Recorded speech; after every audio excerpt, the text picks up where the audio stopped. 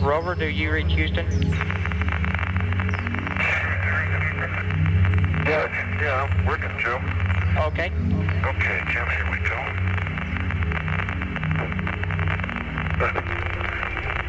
Can you turn on the 2 drive power for me? The up one's up and the down one's down. Can you? Oh, I get them. You're in as bad a position as I am. They're off. Okay.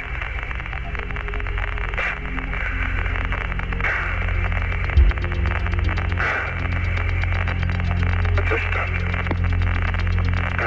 Okay, Houston, we're moving out. Roger, got your mark. Dave, we're thinking we want to drive over towards that large block, and if you think it's reasonable, we'll ask for about a 15-minute stop there, and afterwards we'll move on towards the fresh crater. What do you think? Oh, I think that's a good idea. I don't think we're going to get any more variety of anything by going further to the east on the front, Joe. I think we've seen the variety that we're going to see, except for working our way back. Dave, we agree precisely with that down here. We think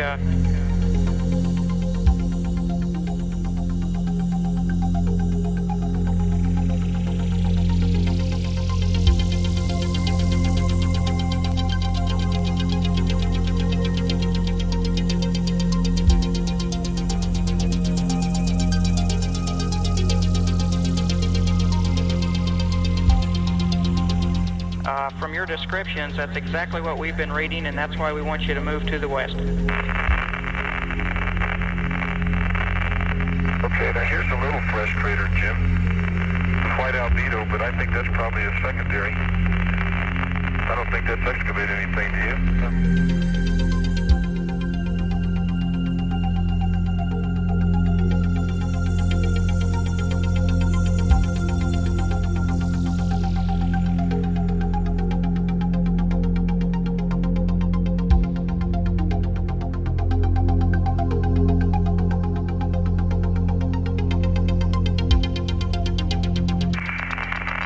For that block.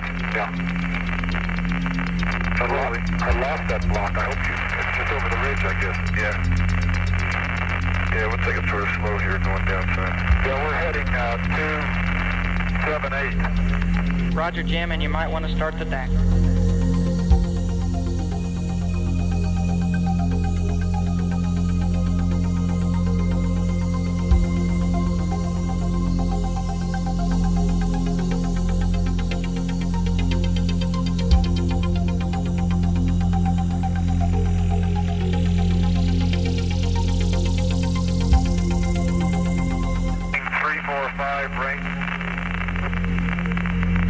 Yeah, I'm glad you reminded me.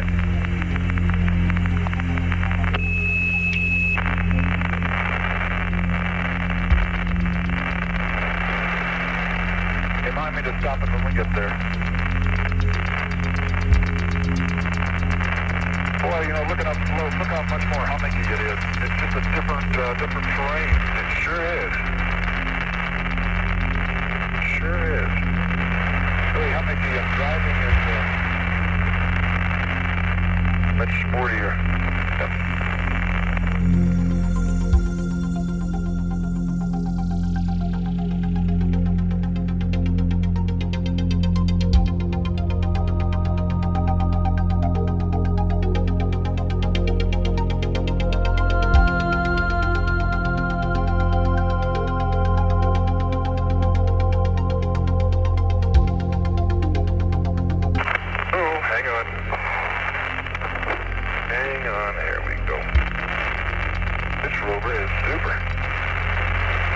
Oh, mercy, yeah.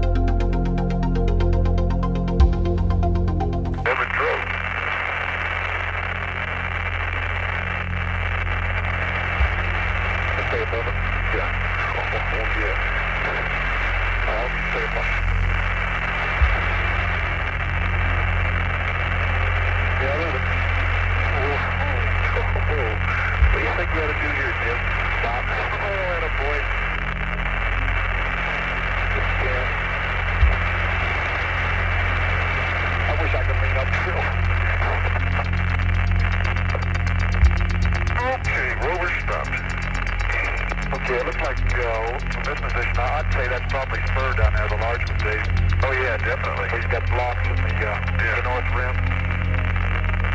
Beautiful, Jim. Try to get a lock on that beauty.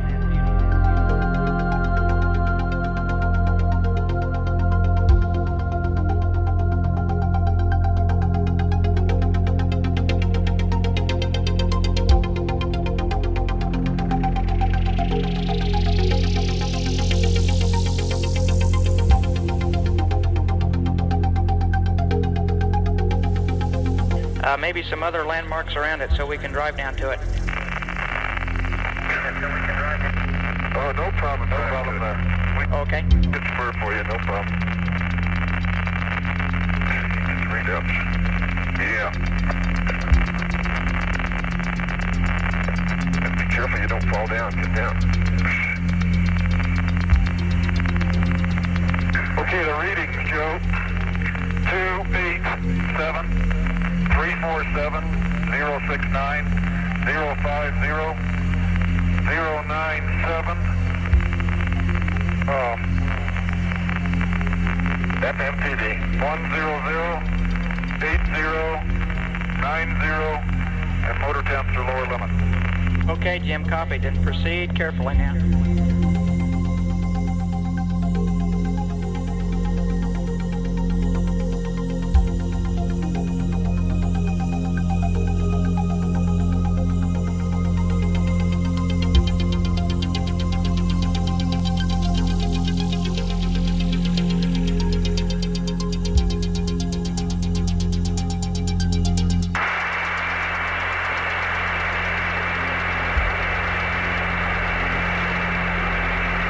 You gotta take that tool off of there. It's just hanging you up every time you turn around. I haven't had it on at all this morning, Dave. Really? You haven't hung up on it? I haven't had it on. No, the tool on the side of the rover. Oh, I see. Your feet keep hanging up. Man, this is a steep slope. Yeah. It sure is, isn't it? Joe, for lack of good antenna pointing, I'm going to bypass the TD this time. Okay, Dave, whatever you say. Going back PM1. Okay, Dave, whatever you say. Yeah. PM1 WB.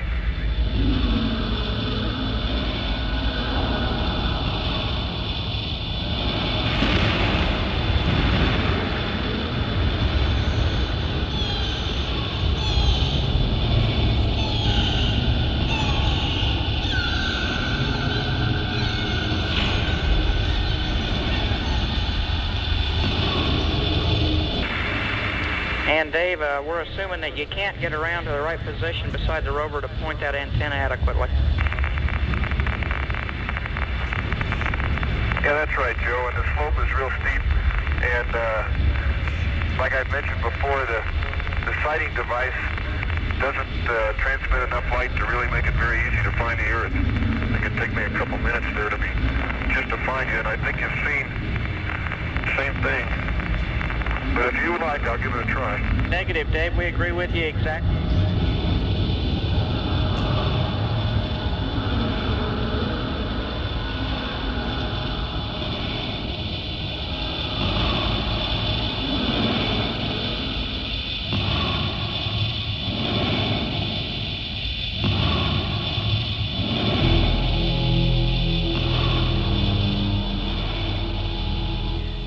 We're in good shape. Just proceed carefully on the soft powder. Yeah, we're going to do that because it really is. But you can't say that we didn't sample the Ampenine front. Jim, did you turn the DAC off yet? Yes, I did, Joe. Okay, good thinking. Half a mag. Okay. Okay, let's attack that boulder. You got your hammer? Put it back on, I do. Gotta be up there to get back up there, you know. Hey, troops, I'm not sure you should go down slope very far, if at all, from the rover. No, it's not far. Let me try it, Jim. You just stay there. I think we can sidestep back up. Well, make sure you check it now. Just proceed carefully.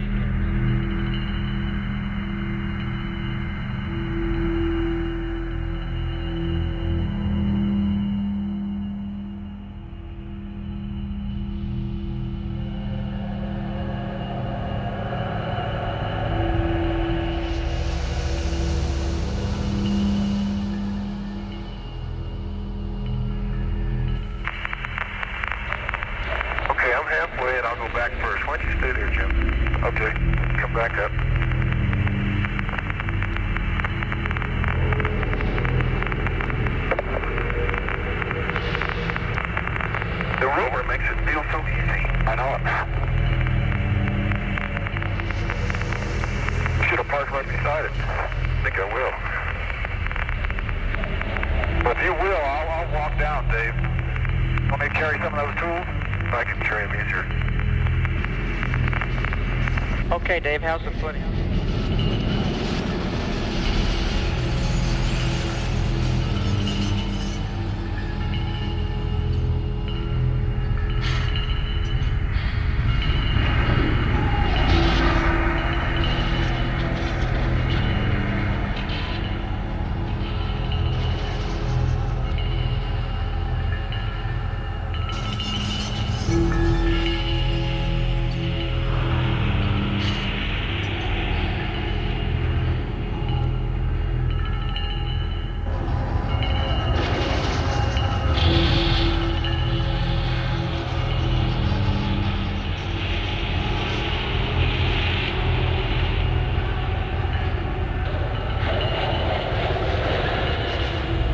Dave, this is Houston.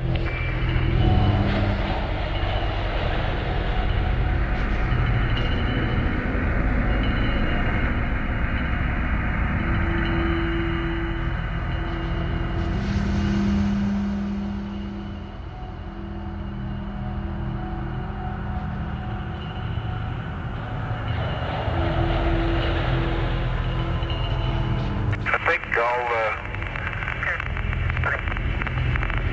well, the footing is all right, except that you have to work pretty hard to get back up. So I think what I'm going to do... Jim, are you still up near the rover? Wait a minute till I get there, Jim. Yeah? Jim,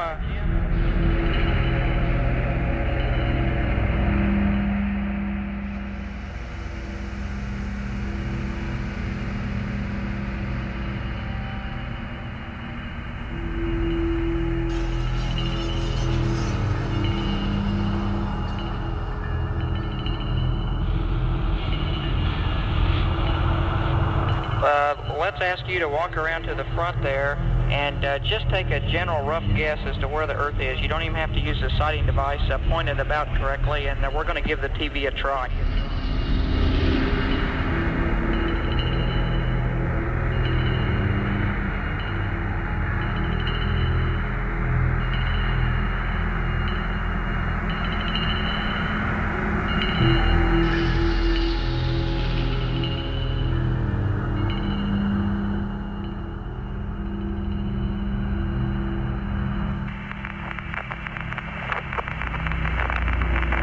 Joe, I can see where the Earth is in general.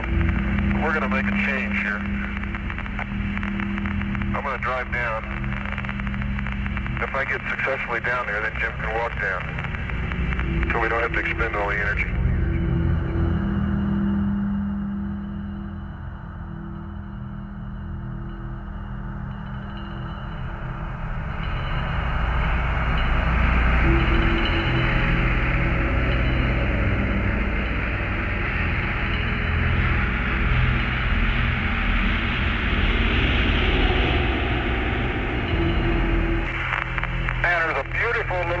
Track here. It went in a circular arc.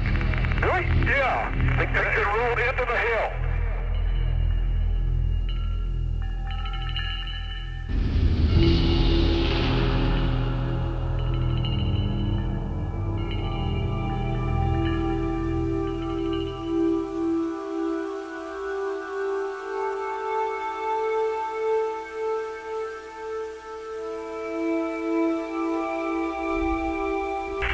It's amazing. Well, photograph it. Yeah, I am. Instead of going straight down the hill, it curved into the hill.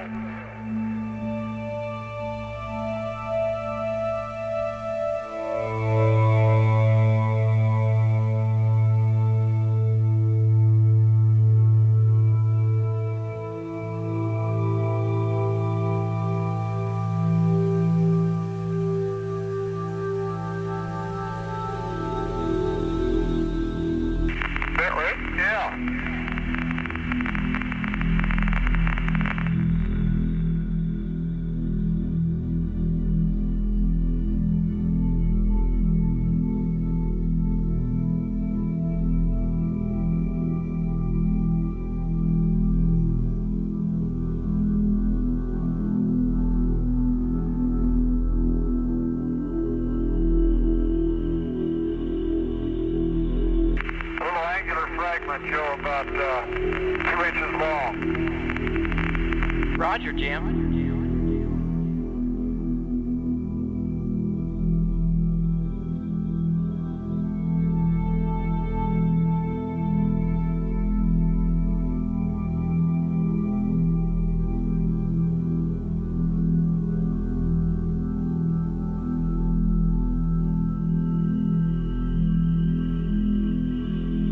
Fantastic. Curved into the hill and stopped.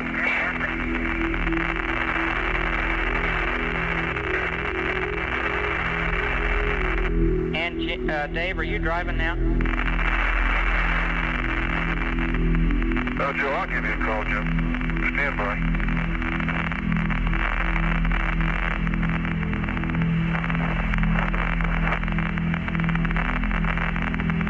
In the meantime, I'll be taking a pan from here, Dave. Yeah, good idea. Good idea, Jim. It looks like it's going to be our high point. Beautiful.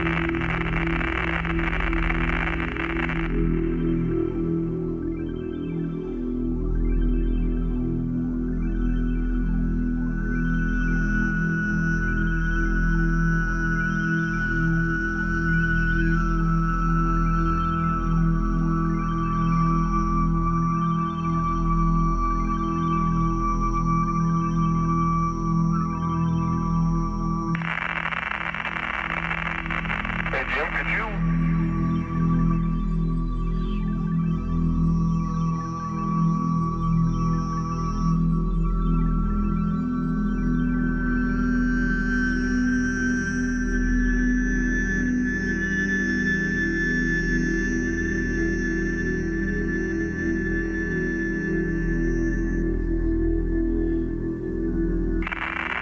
watch me as I back up?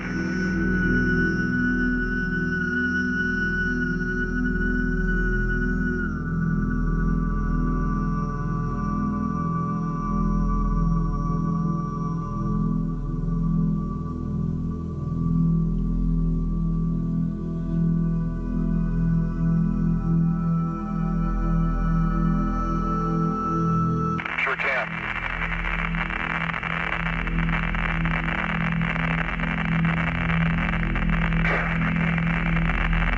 Get your eye on me? I have my eye on you.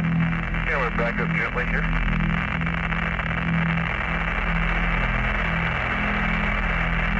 I think I'm gonna move down slope a little bit. Don't speak. You watch me. Yeah. Let me do it. You're doing okay.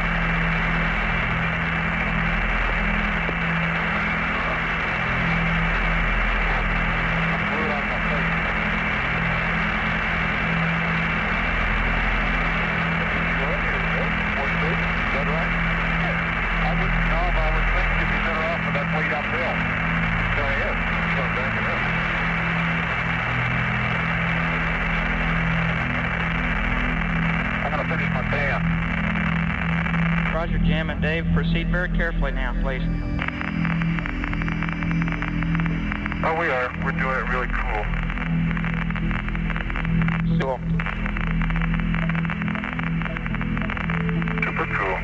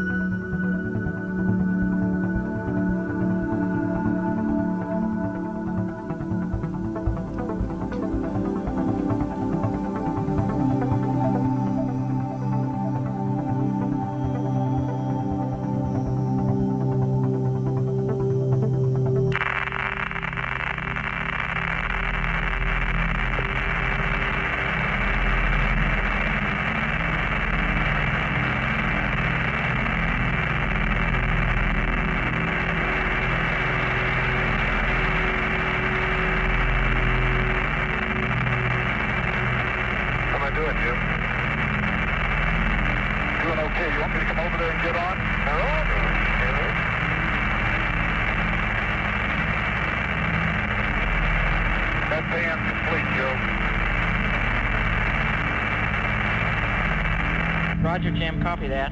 And understand you're proceeding down towards that large block now?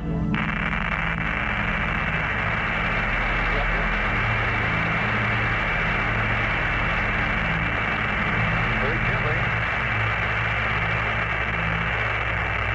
I'll even put the old girl downhill here, Jim.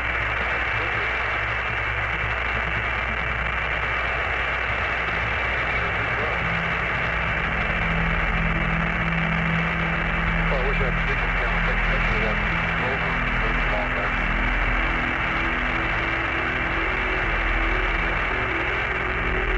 And Dave and Jim, when you stop, we'd like for you to just take a rough guess with that antenna, give us the right switch setting, and we're going to give it a try with our big dish down here. Okay. Stand by. Too far from the rock. Okay, that's good.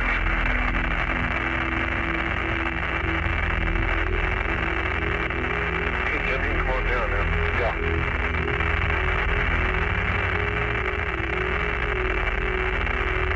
I'd estimate a what, 20 degree slope? No, I don't know. 15 to 20? Closer to 15.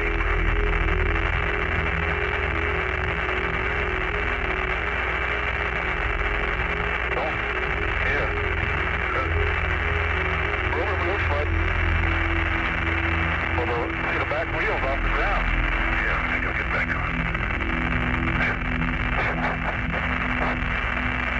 Yeah. Tell you what, Jim. I think we better abandon this one. Later, yeah, come on down over. Yeah, you come down and get on. Okay. Well, let me take a picture here anyway. Yeah, take a picture.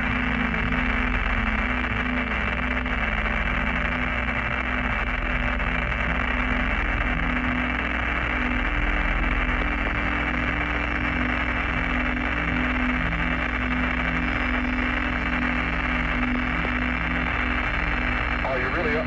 Let me hold that rover and you come up and look at this, because this rock has got green in it, a light green. Okay. Come on. Okay, I'll just stand here until you're through. Yeah. We'll take a look at it.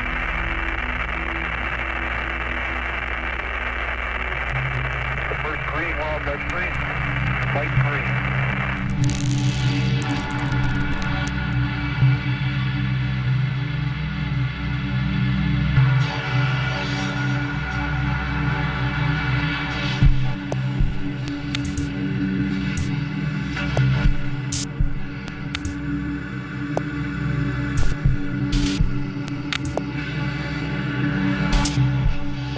Roger, we're copying all of it.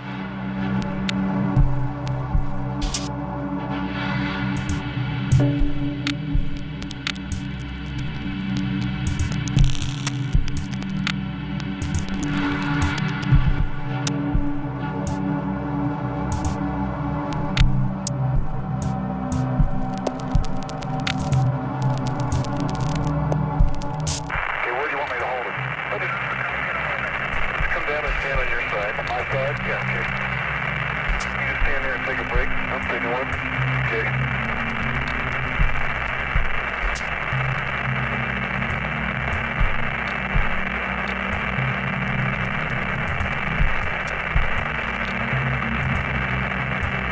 Okay. Okay. You're firmly situated there? Yeah. Okay. Dave and Jim, use your best judgment here. The block's not all that important, and we'd like you to spend most of the remaining time at Spur Crater, or the remaining front time, that is. Bye, Joe. We sure will. And talk to us if we can give you any help here. No, we're okay. It's just that the slope's pretty steep, and I just did not spend too much time here. Yes, sir, we're hearing you. It's a big pressure. That's all it is.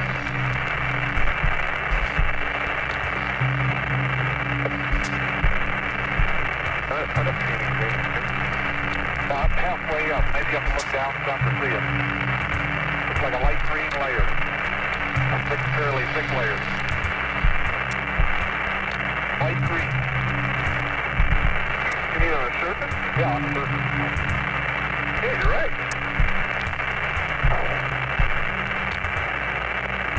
Can you photograph it, Jim? I took a couple. Easy, Dave. Yeah. Okay.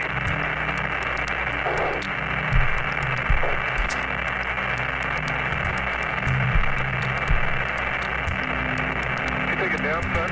Yeah, I took 2 down on 7 feet.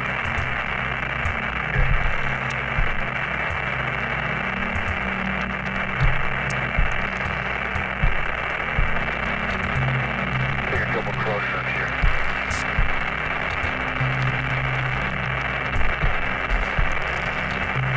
It'd be great if we could get some of that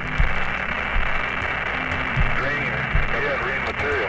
I'll get it. I think I can get it with my tongue card. Yeah, it's good.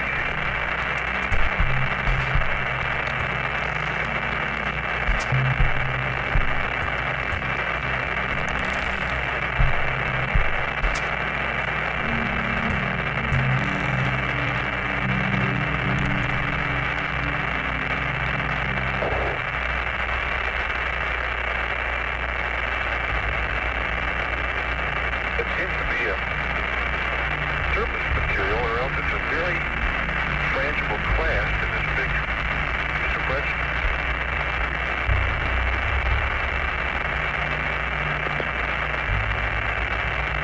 Take my tongs into it.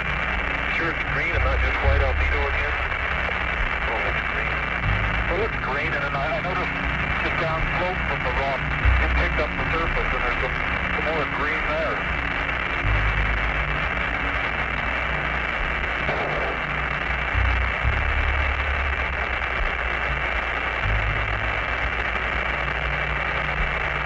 Take a little.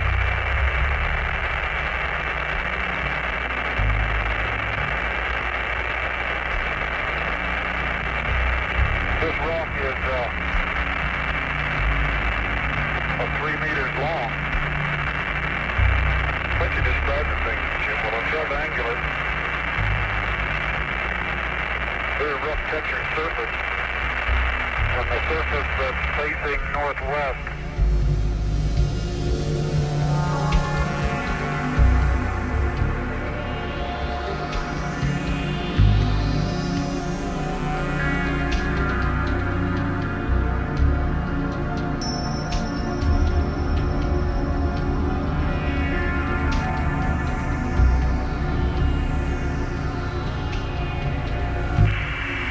is the dark, typical breccia. And it looks like, well, it appeared to me like there's a layer there that might be 1.5, 2 feet thick. Appears a light greenish color. Dave's sampling right now. Roger, Jam. Copy you loud and clear. Superb. Roger, Jam. Copy you loud and clear. Superb. And then the side to the southeast is again the breccia. Isn't that right, Dave? Yeah, and I got a little frag. Don't drop it. There, I got some green, and I got a frag out of the breccia. It's fairly loose breccia, as the breccias go. Oh, and there's a great big white clasp on the inside, but being like an inch or so. You want up? Oh, I'll get it. Okay. Stay in there. Let me work. Does it? Here. Okay. 168, Joe. Got a little bit of the green. I got a chunk about 3 inches of the rock itself. Roger, Davey. Copy. Roger, David. Copy. And I think we'll call it quits on that one. Sounds good, Dave. We're interested in moving towards spur, but carefully. We're interested in moving towards spur. Yeah, but carefully. But carefully. Okay, Jim, just stand right there and let me ease on down. Yeah.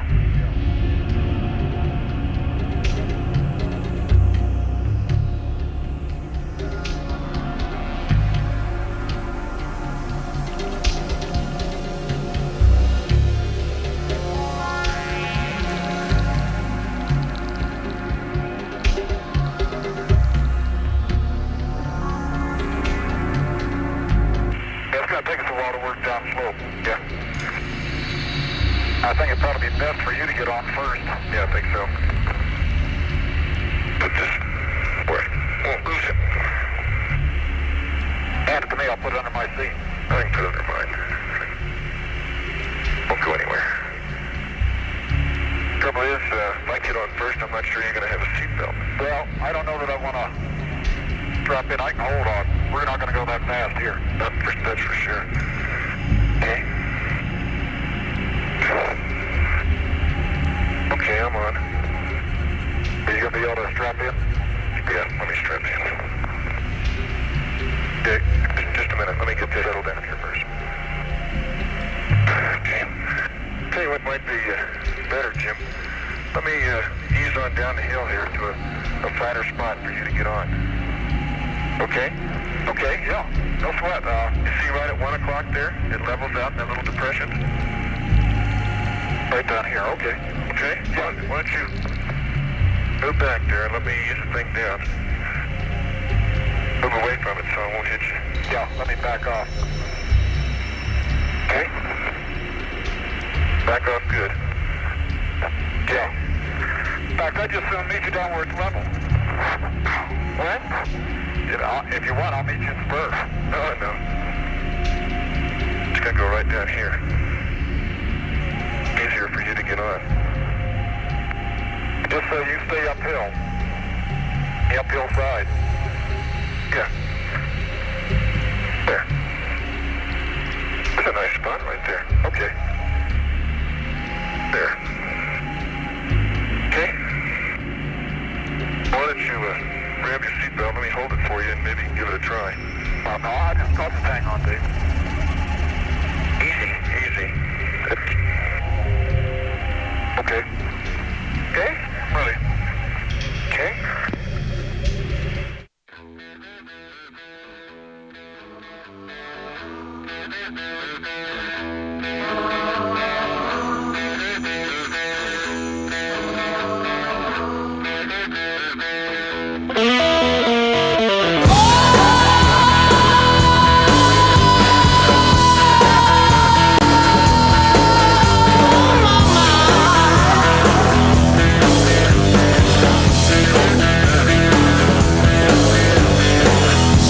Big show today.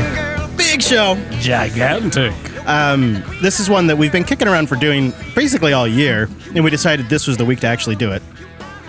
And I feel like it's a very positive episode. That's always really fun. It's like stuff we just... Basically, it's an episode of stuff we just freaking love. So, it's gonna be a good show. Hello, live stream. Good to see you. I see Cassidy up there in the join queue. Let me pull him down. Hello, Join Cassidy. us. Good to see you. Hello. Welcome in. Thank you. We are we were actually before we went on air, the thing we were literally talking about was we were very excited about the new release. All that hard work you've been doing. Mm-hmm. And the team. Yeah, it's been a good cycle. We're going to tell the people all about it today. Stay a while and listen. It's going to be good. Hello, chat room. Is our Jupiter FM stream down? Mr. Payne, when you get a moment, will you investigate? Or do we have a report of an outage? Yeah, Sepsin was asking if it was down. Said no, a Jupiter FM stream today. We will take a look. I do see that we're sending to the endpoint, but I could also restart that stream if it would help. So just let me know. Wes Payne is on it. Well, very excited because this is now our third episode at the new time. And seems to be going well. it seems like it. Our European brothers and sisters seem to appreciate it. Yeah, for sure, right? For sure, right? Oh yeah. Yes, for sure. Oh, right. So we changed it, right? Isn't it jblive.stream or something? jblive.stream, yes. Yes. Oh my God, are we getting old that we already forgot that? Yes, because we can't rescue our .fm. Like they won't give it back to us. Which So I think is a that goes to a precautionary landing page now. That's a precautionary tale for all. If you base your domain around a .fm, it may be an issue. Just so you know. Yeah. So try jblive.stream. It looks like that is working. Yeah? Okay, thank you, Wes. But if not, let us know and we'll fix it.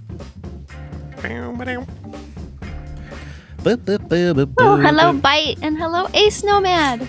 Hey, Joe. Hey, Hello. hey. Hey. Hello, And, hello. hello, Cassidy. Hello, hello. Yay. I'm gonna just go see what's up. I'm gonna go take one more look at the old internet? at the old internet and see if I can't just Kick it. kick it a little bit. Yeah. Boop boop boop. I hear a hammer. Yeah, right now it just redirects to their like the .fm page for the register. DARPA, DARPA, DARPA. All right. Initiate transfer sequence. Internetification in progress. I feel like that's a cartoon-worthy laugh right there. Yes. I mean, I don't brag. We'll call but- you Burns Jr. Pretty villainous. Yeah. Like I could be the heavy in a cartoon. All right, Cheese, you Come on down to anime? Because we need the animator part. Yes. Do, do, do, do, do, do. I get G.I. Joe stuck in my head with that laugh. I'll get Like you, Cobra Joe. Commander. Yeah, it is. That's got to be where it came from. Is like or He-Man. There's the Haunted Mansion ride at Disneyland. Yeah. And the Yeah. soundtrack for that has like an epic, deep, scary laugh. Oh, yeah. It's like, Nice. If you had that, like a really solid one, why wouldn't you just do it all the time? Yeah, I would. that should be my go-to laugh right there. Why is it processing for so long? What is somebody it doing? cracks a joke and you're just sitting there. How's Just that like, Star what? Wars ride there, Cassidy? I haven't ridden the new Star Wars. I haven't been there yet. Oh. Yeah, I Gotta go. wanna. I'm in Denver, so I'm not that close Not to exactly Disney. nearby. Yeah. Until that Disney Denver land opens up. Yeah, I wish. That'd be awesome. It'd be nice to be like Your order is halfway complete. between We got it. It would California be and Florida. perfect. It's not really I bought halfway. it It's for closer to 2 California. years but for whatever. $180. What should it be pointed at though? Probably whatever the stream is pointing at. Right. Isn't it So like, when I go to the jblive.stream, it just like tries to download a playlist file. Is that which is that the right browser? thing? It kind of depends. Some browsers will play it inline, and some browsers just give you the file. Yeah. Firefox, I think. Yeah, Yeah, that might be one. I'm not sure. it's interesting. So you could I then don't know. open you that. should be able to pop it in MPV Yeah, or VLC. Yeah, but yeah. Okay, like, that makes I sense. think Chrome and others will play it inline, but I'm not pos. Interesting, because it's like an M3U file, Yeah, which is like a exactly. playlist file or whatever. Mm-hmm. All right. So we have jblive.stream, right? Yeah. Is that it? No. What is it? It's not stream. Yeah, Oh, I stream. misspelled. No, I misspelled stream. That's what's up. I misspelled stream. We do not have jblive.steam. I just want the URL though. You know what I mean? I want the dang URL. I don't want to download a .mp3u file, M3U file. But you could look at the setup in Hover. I think it's also in Hover, maybe? Oh my God, Wes. Because otherwise, No, it's- you're right. That's a great idea. I wonder, is there a way for me not to give it the download skis, but they actually play in the old browser skis? Because that would be better skis. Could be a different URL that we could give for different browsers. Yes. I could send you a link. Assuming that our like stream ID here is unique and not mirroring, which it must be, I guess. There is like I don't know, does this do it? There is just a direct HTTP endpoint. Yeah, because that'd probably be the way to go Yeah. for the. Here. Because we could have one for the download and one for the direct stream. I think that'd be better. So you could have it both ways. Both ways. Yep. Initiate login Oh, yeah, here sequence. we go. Woo! Yeah. So can you, I guess, send me that? Yeah. And then I'll and I'll just put that S in there. You And want Telegram, Slack? put in the old Slack skis, and I'll put that S there in the old hover skis, and then boom skis. You know what I'm saying? Yeah. Yeah. So in a few shakes of a lamb's tail, Cassidy, the jblive.fm will give you the built-in player. Hopefully, if we get this right. Neat. I guess I didn't try it on Firefox. I just tried it on Chrome. Oh, right. Yeah, it is Um, worth trying in the Fox, but Yeah, looks like it. sweet. And I will say the Fox player looks way nicer than the tiny Chrome one that's like Oh, yeah? Yeah. 2 inches long and is useless for anything over that 10 is- minutes. That is a different. Yeah, so that is a different. They are serving it up differently at that URL. Nice. Okay. setting forward up. So now we got both jblive.stream, which is a download. So if you want to use MPV or VLC, go to jblive.stream. And if you want to just get the audio in a tab, jblive.fm, which is probably still getting set up in DNS, so it'll be a little bit. But And either way, it should get you there. Just have to see and it. we don't have to take one away from folks. So that's nice. That is nice. Because obviously we even confused ourselves. Yeah, and at home or upstairs, I actually prefer to use VLC. Because then it integrates in with my desktop playback controls and Right. all I'm that pleased to good say stuff. VLC works fine on mobile too, at least on Android for the I streams. hate mumble sometimes. Of course, What's wrong, we've got girl? DM. DM's trying to get in, and there's a cert that's wrong. Oh, is that DM 2.0 up there? Yeah, maybe so. I think so, yeah. But that's his new. Oh, there he I is. don't. Oh, yeah. Did we get him? Was I able to pull him in? Yeah. Hey, DM. There you go. You're in now. Of course, that's bypassing the old audio check ski. Right. We do it live here. I was gonna ask, how's my mic sound this week? Is it all right? Yeah. Sounded good. Yep. Okay, good. Boop, boop, So it's boop. maybe just a tad overdriven, but it's not bad. Yeah. I could. I need to figure out. Yeah, I get that with this. This hardware is weird. What, Yeah, like- what are you using? It's under my desk, so I can't look. But it's like a some known audio brand. I forget what it's called. USB to XLR thing. Oh, yeah. And then I have an XLR like a mic blue going into it. icicle or something like that, probably. I think it's like a Behringer or something Okay, like that. yeah. I don't know, or sure. I don't. Let me look. You guys ever have 22. like a thing in the lower back where you just really want to pop your back? You go days, you can't pop it, and all of a sudden you just take a random stab at it, and you get like the most successful back pop you've had in weeks. Yes. Oh, yeah. Yes. Okay, I'm the odd one out here. I just had that moment, and it was glorious. My back never really pops. Euphoric. Maybe you don't sit. Hey, that's what the this is a Behringer Euphoria, I guess, is what this thing is called. You probably don't sit as unhealthy as I do. You probably have better posture. That is possible, although I'm not sure about that.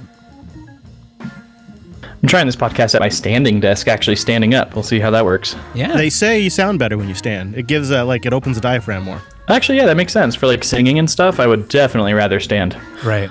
Yeah.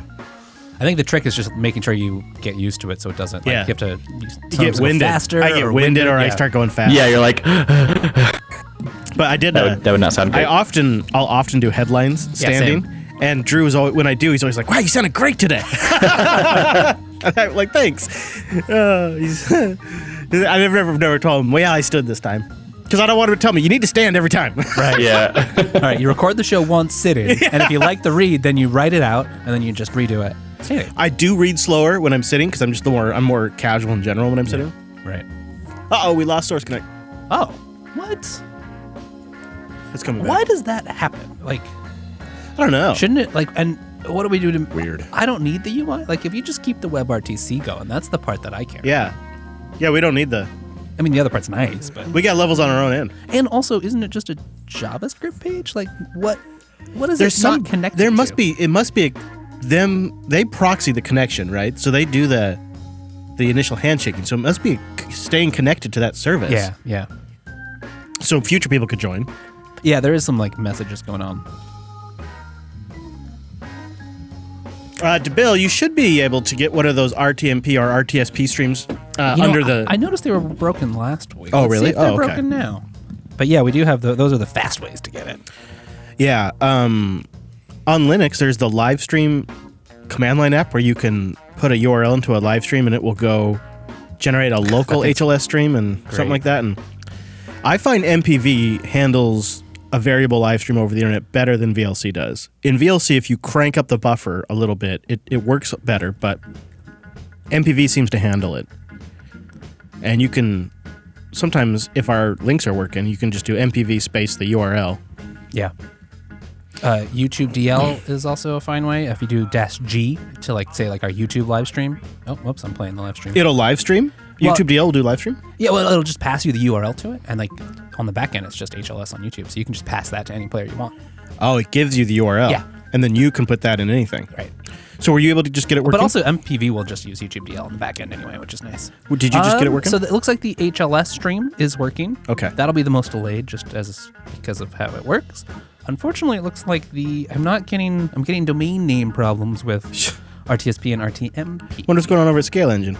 So you could take MPV and point it at the YouTube URL. Yes, or and I would say I prefer, slightly due to video quality, the Twitch URL. Oh yeah, Twitch is, I think, the best way. The Twitch stream, I think, does look it looks better than the YouTube stream, and it's slightly faster. Right. And I how think did they YouTube get lower DLs do the latency and better quality than YouTube? Like, what the hell are they doing wrong? That's a good question. That's a good question about YouTube in general. Yeah, so go get the Twitch one. Which, what is that? Twitch.tv/Jupiter Broadcasting? Well, that's it. And then you just put that in MPV? I'm testing it right now, but I think so. Yeah, I just dropped the link in there. Found an awesome Twitch stream the other day. Oh, yeah? Guy called Laboratory 424. And it's this guy, older guy. He's like an inventor. And on Fridays and Saturdays, he builds robots and things using Arduinos and ESP32s. And That is right up your alley. That's awesome. dude, it's super cool.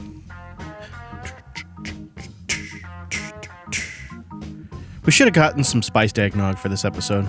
I didn't even think about that. Say spice, like, dude. Yeah.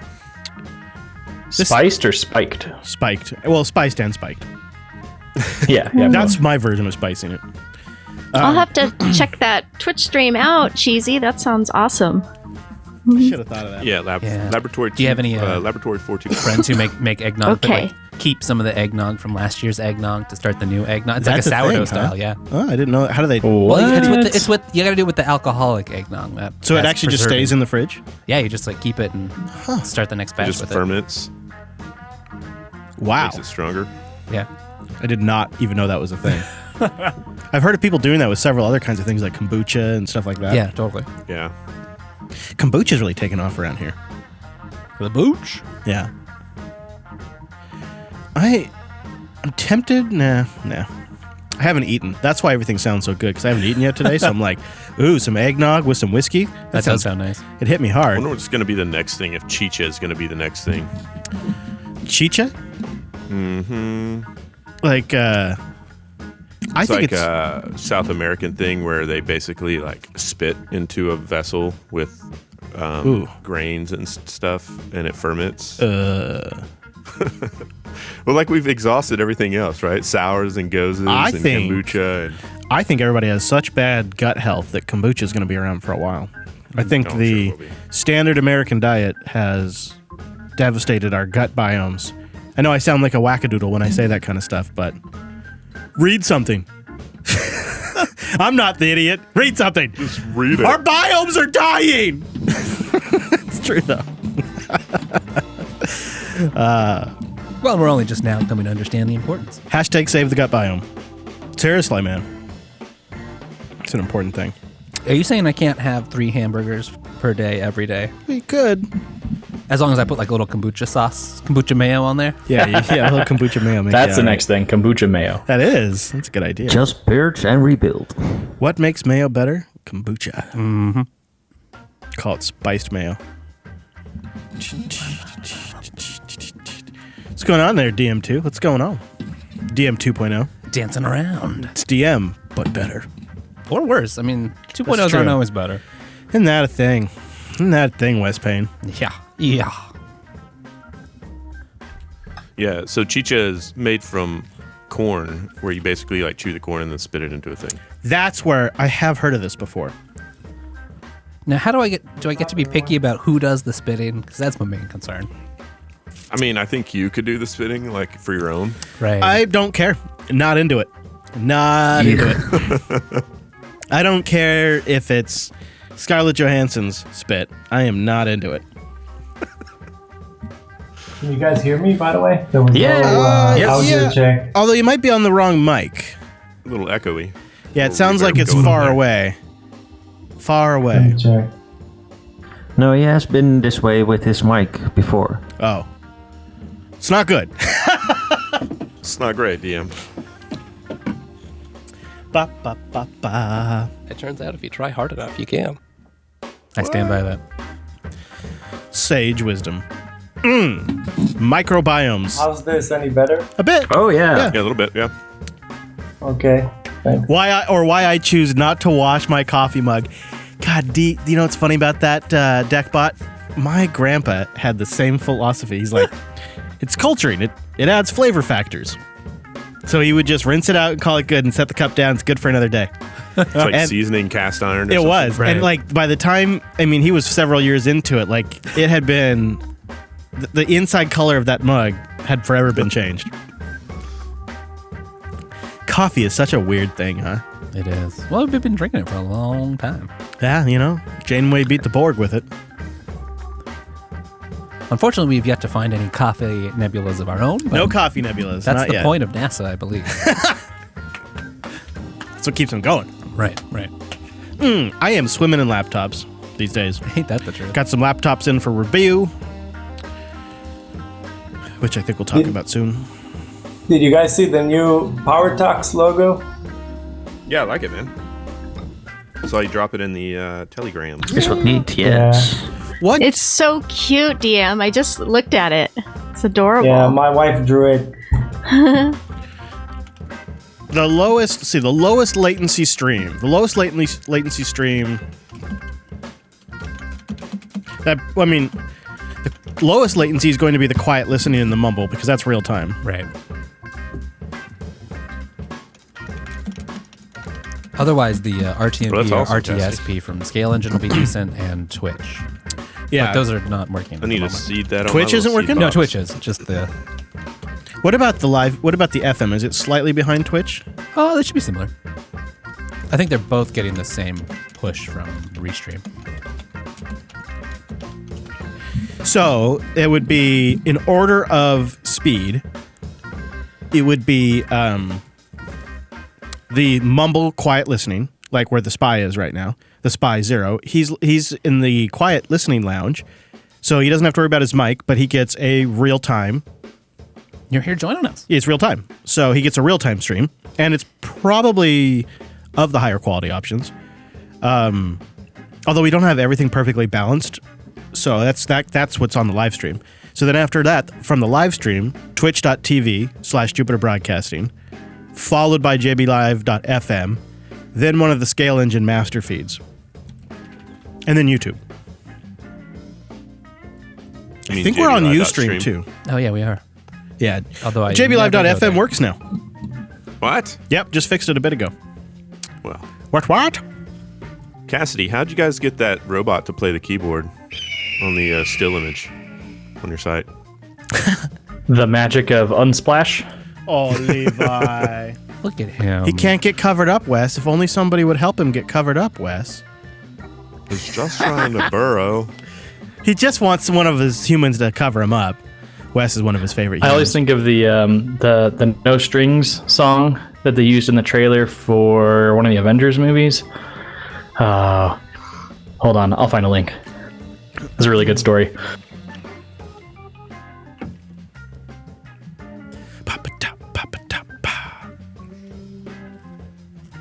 I was gonna just arbitrarily. I mean, I even have the Bash terminal up, and I did an update of all of my repos. I was going to just do an arbitrary upgrade all the things on this computer before we start the show. You know, I love doing that. You do. But just didn't get around to it. We were having too much fun. I did a nice update of my Raspberry Pi Oh yeah. and updated systemd. And it pulled down my Docker, and I couldn't repair it anymore. Oh Fun times. shit! Really? Yeah, I couldn't figure out what was going wrong. I think it could be repaired, but I just flashed my my SD card again, and I have everything on my ButterFS RAID storage, but I can't mount it anymore because I forgot how I got it mounted. Yeah, that always happens. So it's still there. Yeah. The data is safe, even from you. So you're telling me? Yep. You're telling me that you recently did a Raspbian update, and that pulled down a new systemd, and that broke your Docker? Because I do not want that to happen to me, because like Docker is running my entire RV right now, and it would be a major showstopper if that went down. Well, I suspect it would literally did stop something self-hosted. with systemd because every time I called the Docker-D service, it says there's no Docker-D service. And once I even purged Docker and reinstalled every single thing, and it said Docker service not found. Wow. That's not good. Oh my gosh, I'm terrified now. Can I do a PowerShell plug? There's in PowerShell there's a command called start transcript, and after you run it, it pretty much types everything you write into the shell into a file. So then when you set up stuff like that, you always have like the built-in documentation essentially. Exactly. So Nice. every time I set up a new machine, I do like start transcript. And at the end, like I stop this transcript, copy the file, and I have like everything documented. Yeah, I got something. Yeah, go ahead. I was going to say, I have a trick to get yourself to document, because I'm really bad about this too, but with my new setup that I've been doing, I thought, this is the document everything while it's fresh. So I just document everything that comes to my mind, and that gets me rolling, and then I end up documenting like all the important stuff. I was working on a computer for a family member, and so I documented the date I installed it, the version of the OS, the user accounts I set. I just started writing down everything I did, just sort of like in my own brief hand. And then once I got it rolling, I was able to keep it up. But it's like you gotta start, and you just start like. Don't worry about the quality. Like you can fix Right. it later, make it pretty. Don't worry about whatever. the formatting as much. It's like I started this install on this date, and once I did that first line, I was able to get rolling. Even if you just start writing like packages I've installed or I need, and Yeesh. Something else I'm doing, which I don't know if we have it in the doc. Will you double check? Is if I'm setting up a computer for a family member now, I'm just going to set up an SSH tunnel. I don't. We should put that in there. Maybe at the end of it, all before the feedback. You gotta put a back door to their install. Yeah, I'm backdooring all my family's computers from now on. I make myself an account. No backdoor, service door. Yeah, it's a service door. You're right. Right. It's an intended feature as shipped. It's intended. Yes.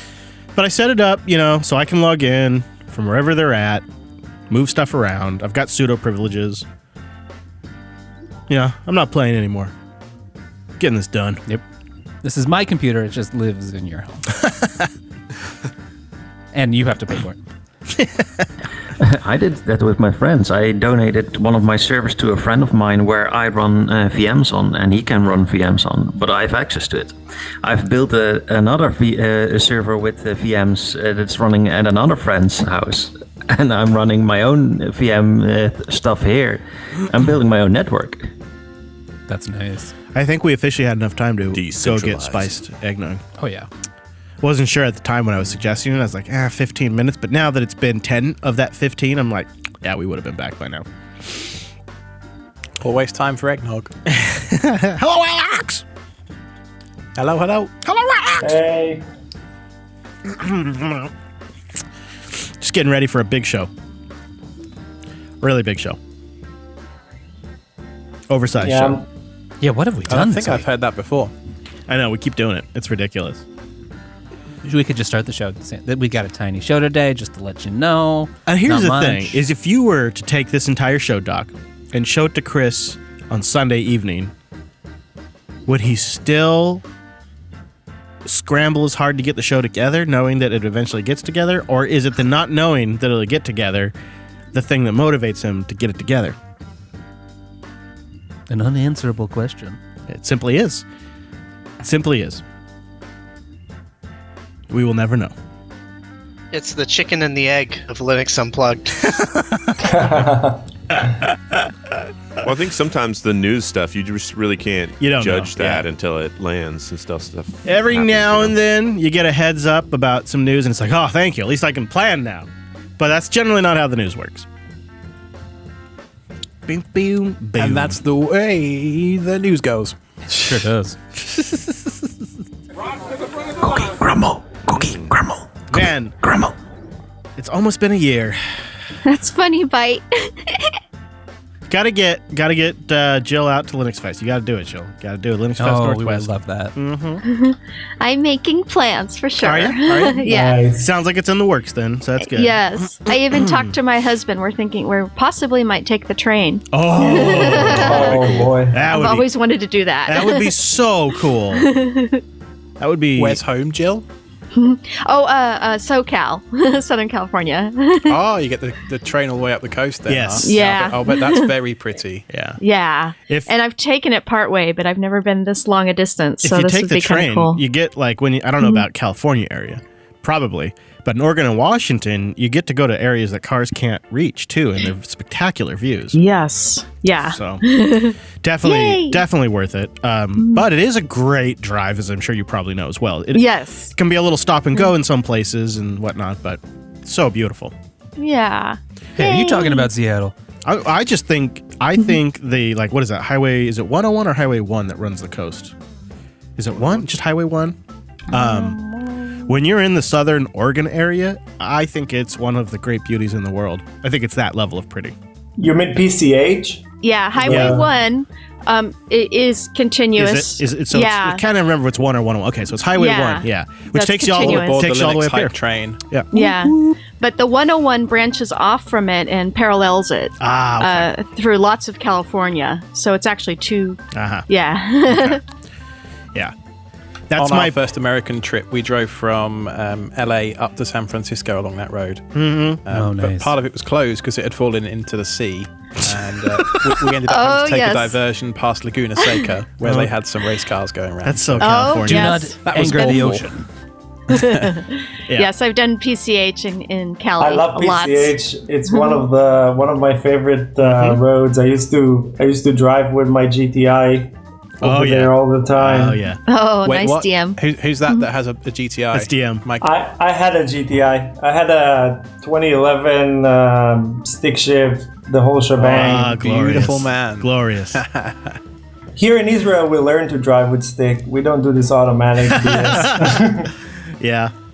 Yeah, I learned with stick too. Same. that would be a great drive in the GTI because it can be a little much in an RV. It was actually the road I pretty much learned to drive the RV on, so Wow. it was really I can't something. imagine like cutting all these corners I in had an no RV. idea. I had no idea. You need idea. It's like you need dangerous, an early warning man. system for a bend that's in 5 miles time in that thing. So It's such a pretty drive, and it is the best way to get between Washington and California. So I was like, let's do it. We're in our RV. Let's do it. And Oh wow. That's so bad. I learned how to drive. I also came back with a list of suspension improvements that I got done from that drive. Yeah. Gosh. I love taking the Golf out for a drive. It's one of the nice little Golf things. crew represent. You know, you can just jump in it, go out for a drive somewhere, and I don't know, it's great. I really miss my GTI, but in Israel there's like 100% import tax on cars. Oh, wow. So it's so expensive. Like but I really want like another GTI. And I think it's the best car I ever owned. Yeah, I feel like it's definitely one of the best cars I've ever owned, and I hope to make it from this car to an electric, but we'll see. I know, right? They're working on like an electric version, right? I know. I'm sure they should. You just be. need to get an R to tie you over, Chris. I know. Although, maybe I don't. Although I would like the all-wheel drive. But I was There's no although. It's just beast mode. that. My current mode. car. Beast mode. So I can in-game. only imagine because I am. Picture it, doing 90 miles per hour due to extenuating circumstances down the freeway, and this truck decides to be a jerk, and I just want to get away from him. And it's this like Dodge, like probably 2008, 2009 Dodge, and I can tell he's getting up on it because the blue smoke starts coming out the tailpipe, and he's already driving like crazy. That's why I'm trying to get away from him. And at 90 miles per hour, I step on it, and that car still pushes me back in my seat, and I'm still like within seconds I'm in triple digits, and I'm like, whoa. And I just that guy who started accelerating before me, I blew past him, and he got stuck behind slow cars, and he was contained, and I didn't have to be around him, and his crazy reckless lane shifting where he was just jumping between lanes, like he did it, and it never even bothered me, and it just and I'm like, how at this speed is there still more speed? I can't tell you how many times like the GTI, just because of the force and everything, saved me out of like a really terrible situation. Like somebody drives like an idiot next to you, or he was going to kill stupid. somebody. Yeah, he was going to kill somebody, exactly. and I've seen it happen before, and it is. A year ago on Thanksgiving, somebody was doing something similar. This is why I have like a real kind of I kind of get triggered by it now. This is one of the most violent things I ever saw on the road. This guy was one car behind me, and he's swerving around Thanksgiving Day on the freeway, and he swerves in behind me, and he's got his lights on, and he's right up on my butt, and I skim right over a big puddle. Like the traction control or whatever, it just, it does it just fine. Yeah. He hits that same puddle, and he flies into the medium of the bridge, and his vehicle exploded behind me. Oh, Jesus. Boom! Wow. And like a Die Hard movie or something? Yeah, only not as much, but yeah. Parts everywhere. Took out the car next to him, like... Jeez. Like, I just like, my kids were in the back seat, and I was like, holy shit! I was like freaking out, because I couldn't believe what I just saw. So now, when I get somebody doing that around me, I'm like, I'm getting away from this son of a bitch. And I mean, there's nothing you can do, because they're just crazy rage drivers or something. I don't know what it is. And it's just, I tell you, it's the self-driving cars are going to change everything, because then it just takes all this stuff out of it. I just don't want, like... Already... Go ahead. Yeah, I feel like people should not drive cars. And a lot of people are like, oh, if you get self-driving cars can get hacked and all that stuff. I'd rather self-driving cars get hacked than idiots driving on the road. Well, but here's the thing, right? Regular cars can get hacked. Tesla have published their safety statistics. So an average human-piloted car gets into an accident every 600,000 miles or so. A Tesla is already at 1 point something million. Already. Yep. Yeah. Wasn't there already the numbers without the new update that were even safer? They're already safer than a human.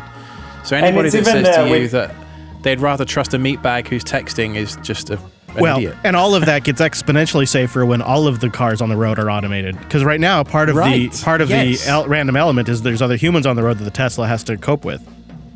But when it's all robots and they're following some sort of standard regulated, this is how you behave on the road formula, it's going to be exponentially safer. Achievement that's even without hive mind, without them talking to each other. If you add that element, you probably can even make it even better. And meanwhile, like this guy, in the current, he just comes up on you out of nowhere, because it's a 70 mile per hour zone, and he comes up on you like a maniac, and he's flashing his lights, and he's got his brights on, and it's crazy. And, it was only 2 miles up the freeway from where I saw that other guy explode. It's like, wow. We could all just calm down and get there. Have you guys seen the Cybertruck?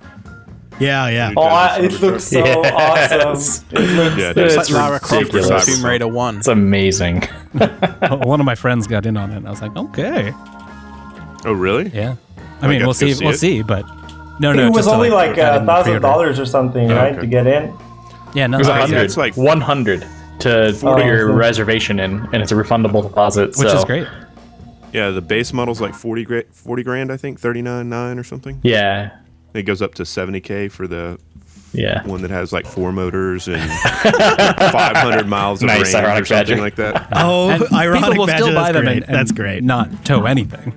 I heard the worst part though about the Teslas is that if like something breaks or like you get into an accident or something, it takes such a long time for them to get you the parts. They're the only, like Tesla is the only one who can actually provide the parts and service them and stuff. Yeah. Although and even there, it's like some of the parts are back ordered or something. See, here's the thing though. Here's what's going to happen, and it's Volkswagen, Porsche. They're already doing it. Is they're going to make all their stuff electric. Volkswagen is going to go so it's just going to become commonplace, and then Ford's going to come out with an electric F-150. They're already working on Volkswagen have withdrawn F-150. from all motorsport that is non-electric.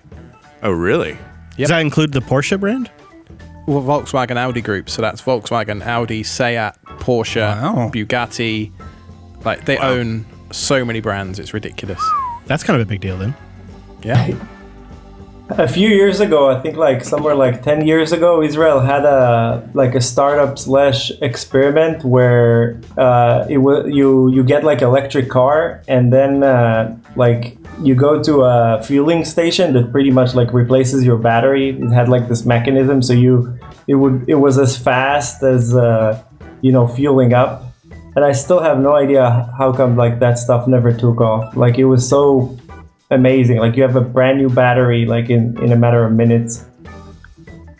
Yeah, but it takes in account that you swap your battery, so you need to have some subscription for that. So you're paying and paying and paying. Yeah, it was calculated like the same as you buy gas. You just replace your battery. You pay for X amount of money for like the charge in the battery, and that's about it. Yeah, they also already have some technology where they can charge a car battery in 6 minutes for about 50%. Oh, that's pretty cool. I didn't hear about that. But still needs to be developed. So it's crazy how every couple of months you see like a new article about developing a new kind of battery and how fast it is and this and that, but it never actually reached market. It's like all like in-lab experiments, and then it just disappears to the void. That's like that I'm with sure. a lot of things, though. You often hear about, cures for cancer and stuff that are in the lab, but, here we are. I think that's just the nature of things. But batteries didn't really evolve in a very long time, it seems. well, the developer of the lithium-ion battery developed the newer type, the liquid lithium-ion battery. What happened with it? How come nobody's It's still in using development. it? So Oh, it's still in development? Yeah, I can imagine that's a hot topic right now. If you can solve that problem, you are made. Well, should we, Thought that show. yeah, do a show thing? Everybody ready to get their shows in the upright position? It turns out if you try hard enough, you can. Thanks, Did Wes. Dan get mic checked? He was asking in the is he in Mumble there? or in the Is he in there? IRC. Where's Dan? Where's Dan? Ah, there he is. Hey, there's Dan. Hey, there, Dan. Hello. Hey, there, Dan. Hey, how's it going? Hello. Good to see you. We are just getting everything ready to go. Check your cone, Wes. The cone of silence. Hey, Dan. Just really enjoying user error at the moment, by the way. Yeah. User error is so good.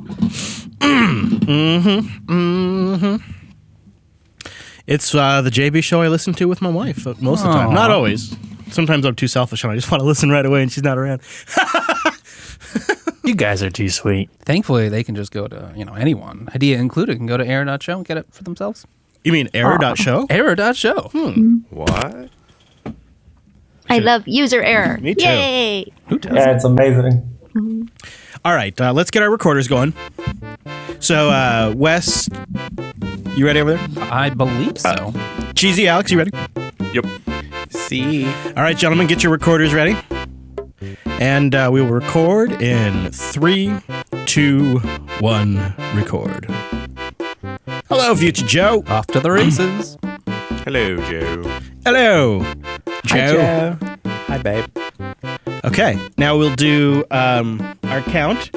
You guys jump in at 4. 1, 2, 3, 4. 4. Yeah! Woo! 5. All right, now our sacrificial moment of silence in 3, 2.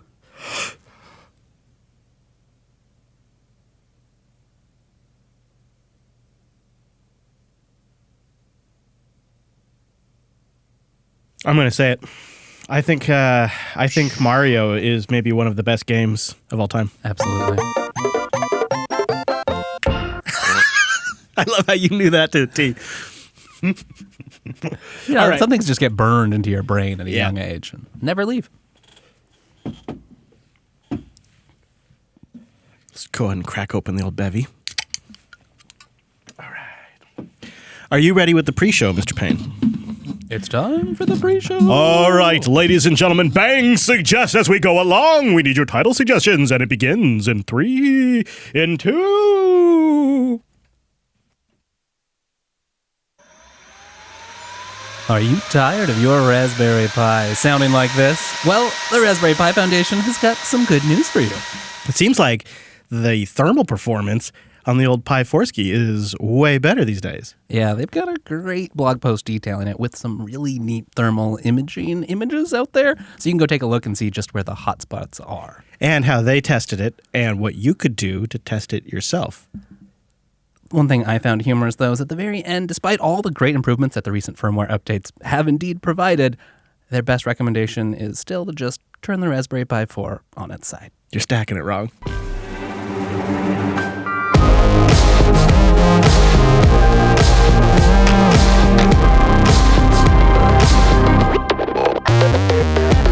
Hello, friends, and welcome into the Unplugged program. This is episode 330. My name is Chris. My name is Wes. Almost forgot the number. There's too many to count. It's a lot of numbers, Wes. Hello to Cheese and Alex, too. Hey, gentlemen. Hello. Well, hello. We have a really fun show. I'm excited to be joined by not just you, but also our virtual lug. Time-appropriate greetings, Mumble Room. Hello. Hello. Hi there. Mobile overload. That's right. Happy Linux Tuesday. Happy Linux Tuesday to you too, Jill. And Ace Nomad, Byte, Cassidy, Dan, DM, and I'm going to say Jensen Gruck? Wow. Yeah, I don't know how you're supposed to say that. It's just my name contracted. Oh. Ouch. Okay, so we have a lot coming up in the show today. We have some community news, but this episode is the one we've been waiting to do all year. We get to celebrate Linux as an implementation detail with the family. That's right. I mean, we already know Linux is everywhere, but it can be a few more places, especially in your family's home. Now, if you're like me, or Wes, or Cheesy, or Alex, or pretty much anyone in the virtual lug, you've likely got a small board computer of some type, or you've thought about getting one. Well, how cool would it be if you could make some great holiday gifts out of these suckers? So we're going to talk about ways to do that, but also just some really good projects if you want to set up backup for yourself this year, if you want to build some mini projects for people, yourself, or maybe strangers. There's a lot of good ideas in here. This is basically all the things we love and what we're doing with them for the holidays. Really some great projects we're going to get to. But before we start, I want to mention, and Chris is going to wait for the airplane. We've been having a lot of airplanes. Yeah. And it's been particularly bad right around this time. So we'll just give it a minute. Sorry, Joe. Lots of good stuff with the new time and a little bit of bad. A little bit of bad. Yeah, lots of good and a little bit of bad. Maybe we should get some sort of hook up into the plane tracking software that's out there and get sort of, studio I can warnings. make that happen, dude. Well, now you've promised on air, so. I can make that happen. I don't know if it would give you a warning, but. All right. Well, here we go. I think it's gone now.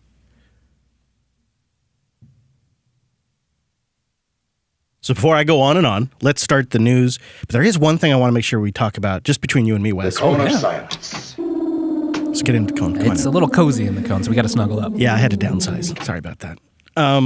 I think the Black Friday stuff is worth mentioning right here at the top of the show because it's almost over. We have a huge sale going on right now. You know that Linux Academy provides hands-on training in Linux, AWS, Azure, Google Cloud, DevOps, containers, and of course, security. But right now we're running the annual Black Friday promotion, which takes $150 off the entire unlimited training platform. No, he didn't get that wrong. It's $150. Yep. Learn.linuxacademy.com/Jupiter. It wraps up at the end of this week that this episode comes out, so I want to mention it now because this platform is getting better and better. We've seen behind the scenes, and we know where things are going, and this is a great price. So again, that's learn.linuxacademy.com/Jupiter to get a full year of training for just $299 with. Get in while the getting's good, folks. That's like all of the labs, that's all of the videos, that's all of the training material, that's all of the prep for taking the certifications for the whole platform. And these courses are getting frequent updates too, right? It's not like this stuff stays still. It's a pretty good deal. Learn.linuxacademy.com/Jupiter. I don't know if we're going to do another sale. I mean, I don't know. So I would just grab this one if you've been thinking about it because I think it's worth it. Now, Mr. Payne, some really, really good news for the backers of the Librem 5 this week. It seems that backers have begun receiving their Linux phones, some mostly working, but exciting nonetheless to see this. And we all expected when people actually started receiving their devices, it would be all over the internet, and it has. Of course. I mean, who wouldn't be excited? Yeah, and these are geeks, right, that are passionate about the mission, so they want to processize it. It's here, and it's great. And it mostly works. For the most part, things are exactly what you would expect. A little rough around the edges or completely rough around the edges. Stability issues have been mentioned. Charging issues. Doesn't charge when the device is powered up, essentially, is a current problem. And battery only lasts about an hour. But there is, in almost all of these reviews being posted, a thread of what seems to be genuine potential. Like, they see the potential here. These people are not...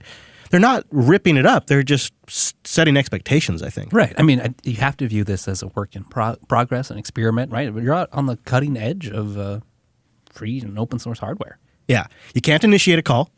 You can receive a call, I believe, but I think there's something working where like they can't hear you, like the audio isn't routing properly or something to that effect. And, of course, the phone app tends to crash. It does seem like it's a pretty nice web browser, and while it is thicker than most phones, so far, the reviewers seem to think that it's actually quite comfortable to hold. You can get around the actual Linux underpinnings, too. So if, really what you want is a Linux box, I mean, it's there for that. Pretty neat to see people receiving them. It's early. Like, some of these are not fully functional. Some of them are very much prototypes. They seem to vary a lot in quality, more than I think we were led to believe. But it is nice to see it out there. And kind of along the same lines, while we're talking about these phones, there's an early look at the PinePhone Developer Edition, which is the one that I pre-ordered. Ooh. Yeah, Lucas, who we've had on the show recently, did a video, which we'll have linked. It's posted as well over at OMG Ubuntu. And, I mean, you're only getting like a 10-minute look at this thing, so it's pretty hard to really come away with a firm opinion. But it feels a lot further along, and I think a big part of that is they're leveraging an existing software stack. Yes. Right. I mean, from Purism's perspective, there's a lot of stuff that needs to get invented, and a lot of work they've done is things that aren't at that fit and finish layer, at least not yet. And something that I only recently come to appreciate, thanks to Cheese's conversations with Pine, is that they have some genuine experience with smaller systems based around these components. Like the Popcorn Hour is a shipping commercial product that exists today and has existed for a very long time. Right, and that seems to be a lot of the challenges here, right? It's a unique space with its own constraints and a lot of difficulty getting the right components. Good video, though, so we'll have that linked in the show notes if you want to see the status of the Pine phone. For those that are still waiting, which I don't know if I consider myself anymore, but for those of you that are still waiting for that free Linux phone, it's getting closer. It's getting closer. Yeah, really, wherever we're at, it's exciting to see progress, and for all the folks that are interested in it, we're getting closer. What will be the threshold for you? So you've got a Pixel 3, right? Yeah, Pixel 3. Pretty nice phone. Yes. I mean, pretty good camera. I'm honestly using my phone more and more as an appliance, so I think that angle is a little easier to replace. Right? I need a few apps, mostly for work. The camera is the kicker for me, though, because I just love having a decent camera in my pocket all day long. Yeah, the camera's really good, too, on the Pixel line. I wouldn't mind having a little full Linux device in my pocket, though. Maybe not for using as a traditional phone, but just for sitting on the couch or carrying with me as a mobile workstation. Would it be more appealing if it was a foldable device with an actual physical QWERTY keyboard? Yeah, probably. I know, isn't that funny? We've already built these. Yeah, you know you're right. That they're actually working on a keyboard for the PinePhone 2. Oh, buddy. See, that's what I'm talking about. They get me. All right, well, so we'll have links if you guys want to read more about that, but we have some big news to talk about. A brand shiny, fancy, fantastic release of Elementary OS. Elementary OS 5.1. Cassidy and Dan, congratulations on the new release, gentlemen. Woohoo! Thank you. I have been kicking the tires on this one for the weekend. Yeah. And I am so impressed with what you guys have accomplished with this release. You are truly crossing that uncanny valley that we have struggled to really fully cross for so long with desktop Linux. And now, in some areas, I think you guys are exceeding the quality of experience that you get on commercial platforms in multiple categories now. So that's like a huge achievement on its own.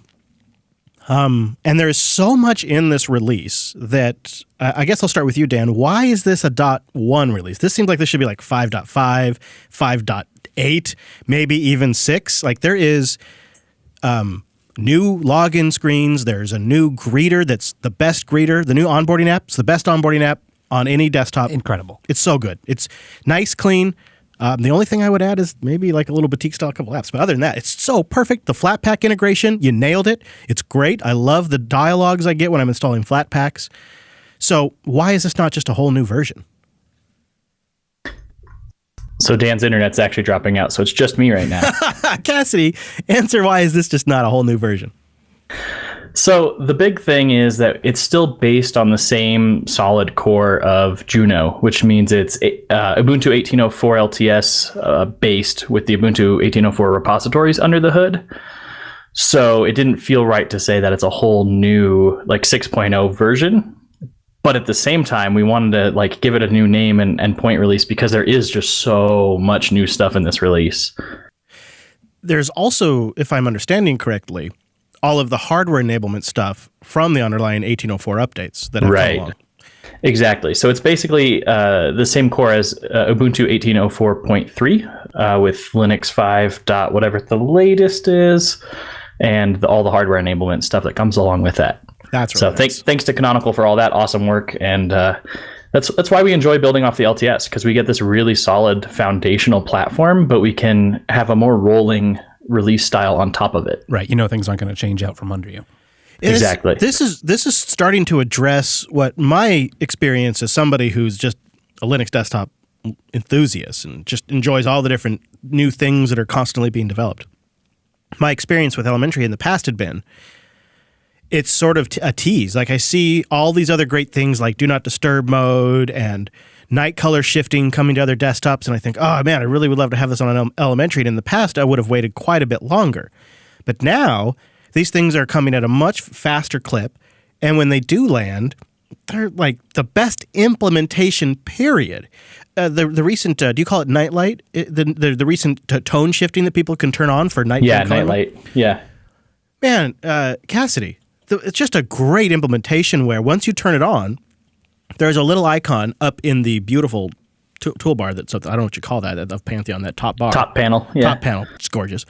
Up there, a little sun icon shows up, and you can click that, and you can snooze it with one button. There's a couple of quick options. It's so slick. It's so well done that when these features do land, they seem to be one of the best implementations of them. Right, it's like a microcosm maybe of the whole philosophy over at Elementary. So what has been the enabler that's meant that, I feel like this is maybe the third time we've had a version of this conversation with this release. Like they're landing faster and they're landing in the current releases. What's been the big shift that's happened? Is it a philosophical thing? Is it a resources thing? I think it's partially philosophical. We've kind of always had this mentality, but I think we've really kind of hit our stride with it now, where we don't hold back features from the current release. As much and often as we can, we push out updates to the current release. It adds features, improves features, maybe even redesigns entire apps or parts of the settings, because it gives our users a better experience. So it's more of that rolling release mentality.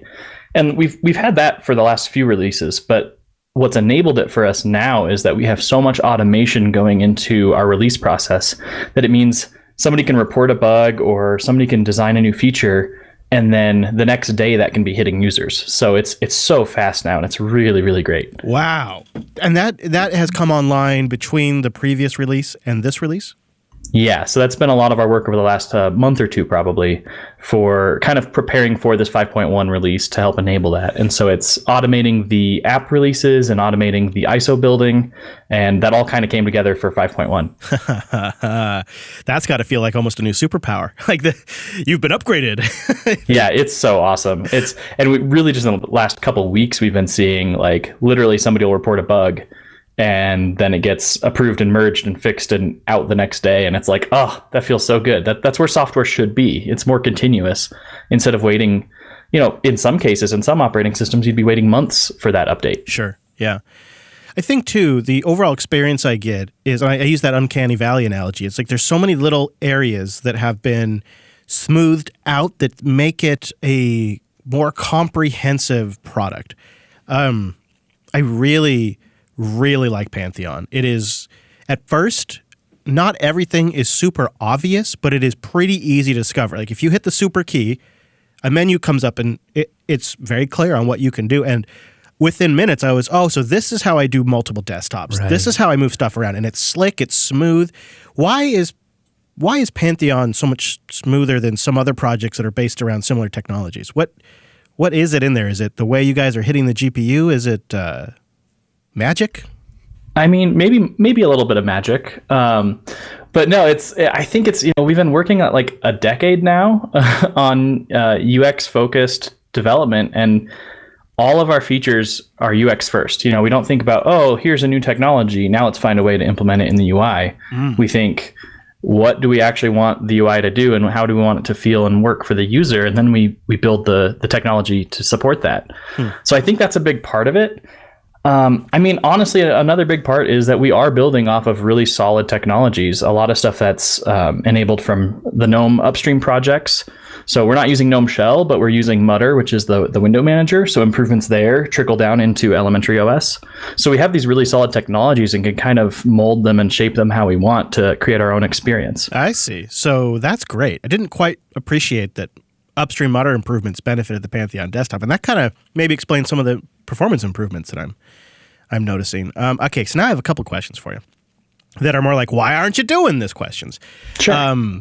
You're sort of one of the leading voices of a desktop standard, like a free desktop standard dark mode.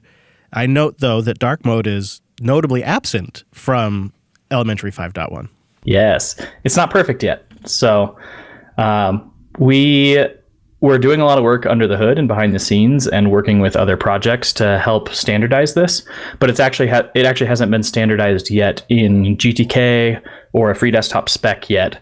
So while we could just throw in like a hammer to smash dark mode onto your desktop, right, it still can cause breakage in certain areas. So we don't feel comfortable enabling that because it's not as good of an experience as it can be. But we are definitely working in that direction. That makes sense. I mean, that kind of hits on what you were talking about earlier, right? Other distributions might not make that choice, but that's the way you guys are doing things.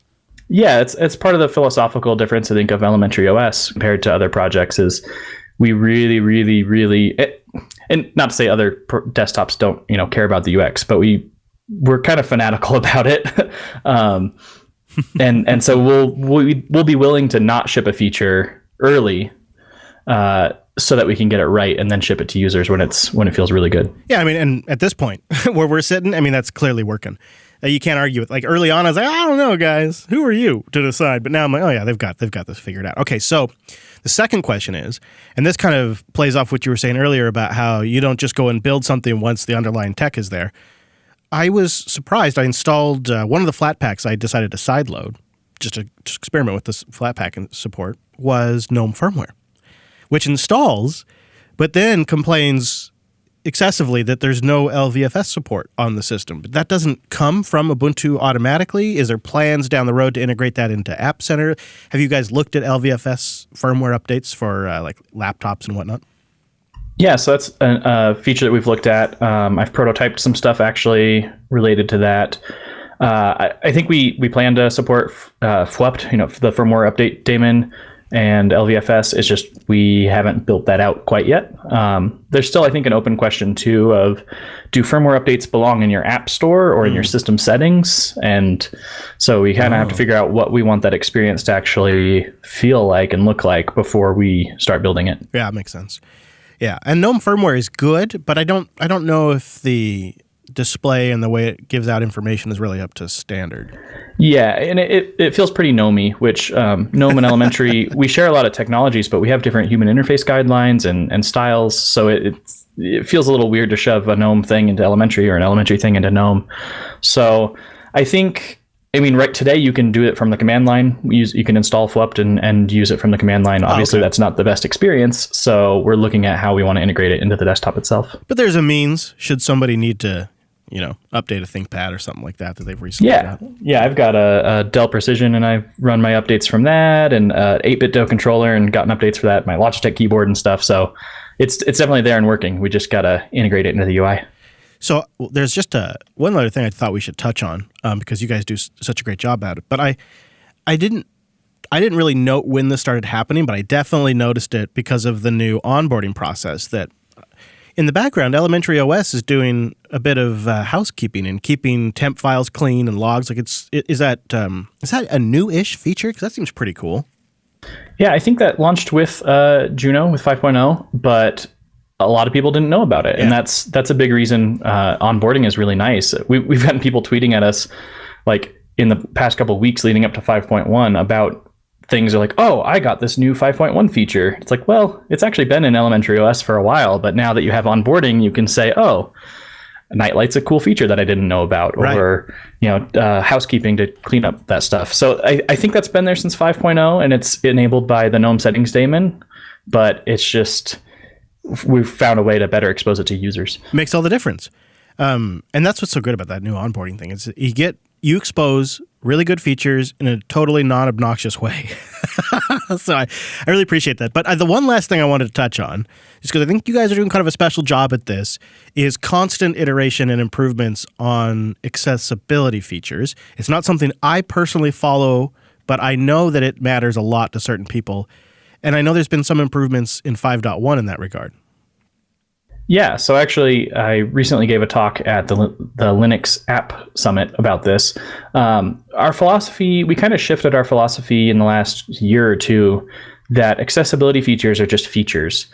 Rather than kind of putting these features away in a little closet called universal access, where only people who have severe physical disabilities find them, we've decided that it's better and it's features get better tested and more well supported if we actually just support them as a standard feature of the operating system, and more people who might not think they need an accessibility feature actually end up using and benefiting from these. So that's been the focus. A lot of that has been in system settings. So things like text scaling, instead of being under an accessibility setting, it's just in the desktop settings now. Yeah.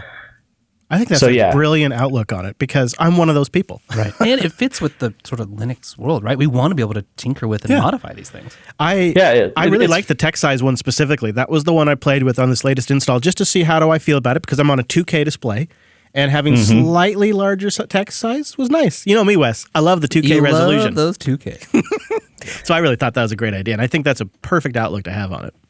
Yeah, and the analogy I like to use is curb cuts. It's like where a sidewalk meets a road, and you have the curb that is like a little ramp up to the sidewalk.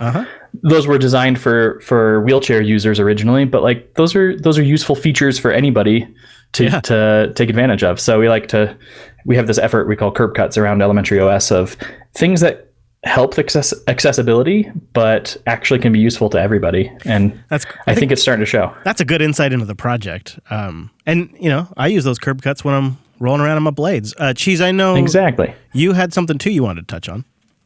Yeah. So I have a question for you, Cassidy. First of all, I've been running the latest 5.1 here for a couple of hours and just tinkering with it. One thing that you guys do that's really different from anyone else with the App Center is that you give people the opportunity to donate to these projects, to their favorite pieces of software.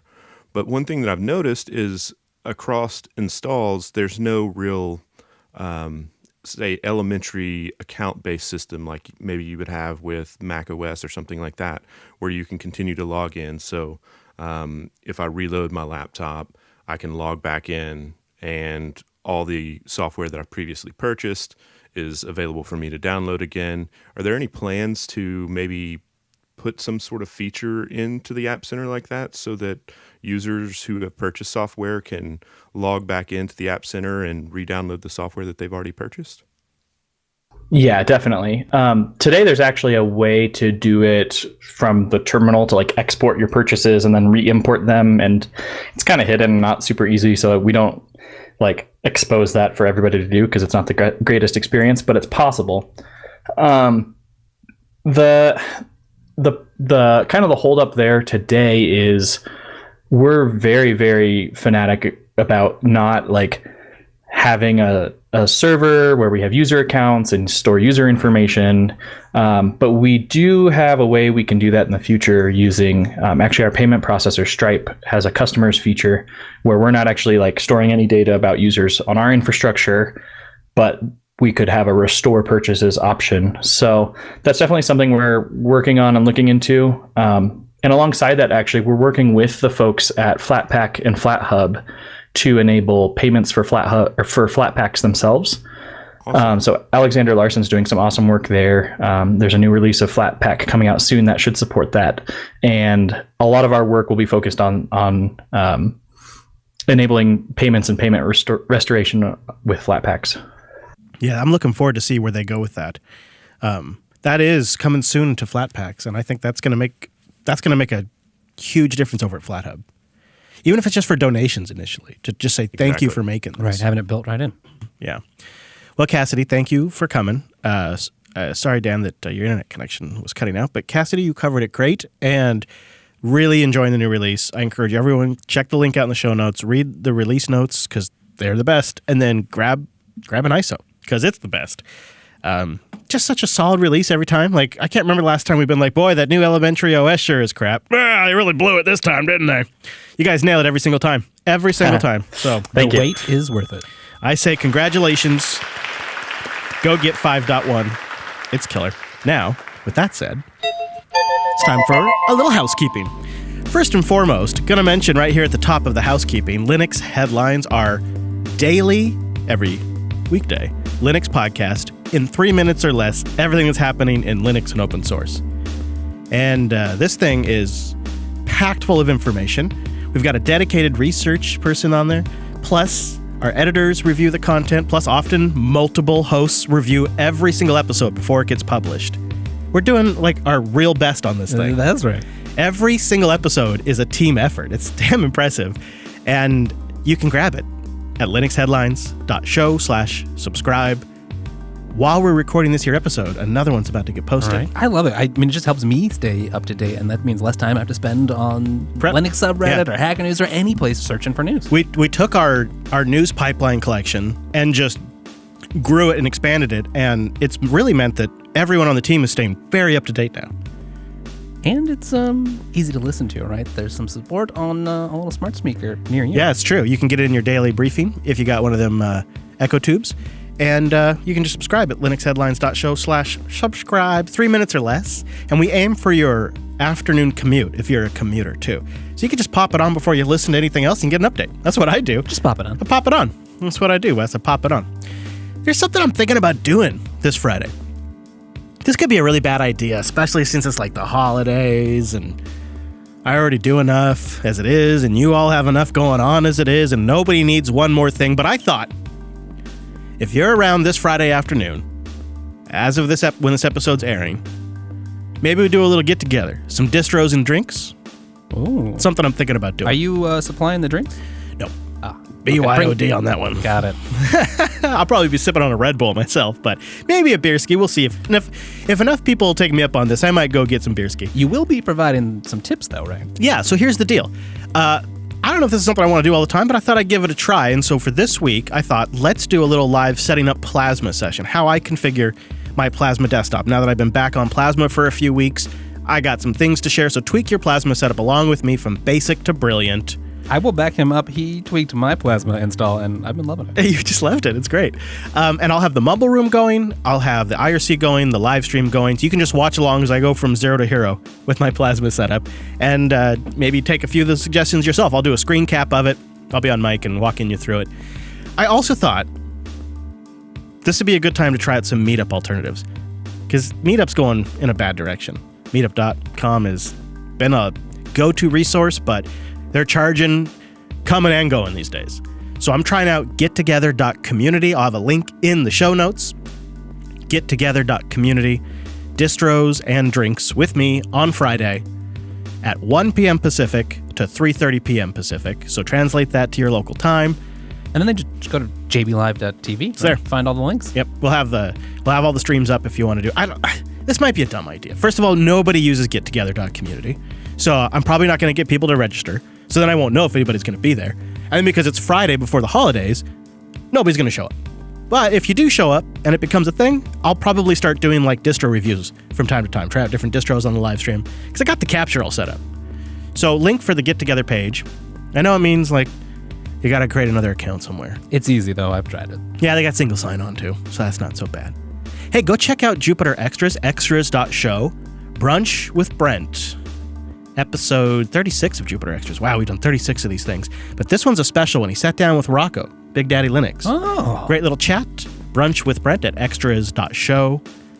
And you know, rumor has it, if you fiddle around with the categories on their site, there's a way you can get a feed just for Brunch with Brent. Oh, some sort of magical tag system? Can't confirm that. How would I know? I can't confirm that. But check that out, extras.show. It's also Jupiter Extras is up on YouTube. And hey, look, after our call out, we got 76 subscribers. Thanks, guys. Yeah, if you'd like to be notified of new brunches or any other extra, that's probably the easiest way. We're going to need more, though, because I think you need 100 at least to get a name. We believe in you, community. So I have a link to that. We need you to go over to our Extras YouTube channel and subscribe for us so we can name our YouTube channel. It's dumb. It's really a team effort here. It's so dumb the way YouTube works, but we would appreciate it. We'll have a link to that. And then last but not least, you know what I'm going to mention, Wes, because I can? JupiterBroadcasting.com/Telegram. Boom. Our Telegram group is going 7 days a week, 24 hours. It's amazing. I try to stop in there several times a day minimum. A lot of us are in there. So if you want to chat with us, get something in front of us, or just talk about a show episode, the community is always roaring at JupiterBroadcasting.com/Telegram. And big shout out, because I often will bounce things off of people in there to get their take on it. People will give me follow-up ideas to shows in there, so just shout out to that room. Over 1,000 strong and just a bunch of awesome individuals at JupiterBroadcasting.com/Telegram. We don't mention it enough for how great it is, so go check that out. Anything else for the housekeeping there, Mr. Payne? I think that does it. Alrighty then. So giving the gift of Linux this year, it really is true that for most of the world, Linux is an implementation detail. We don't like it.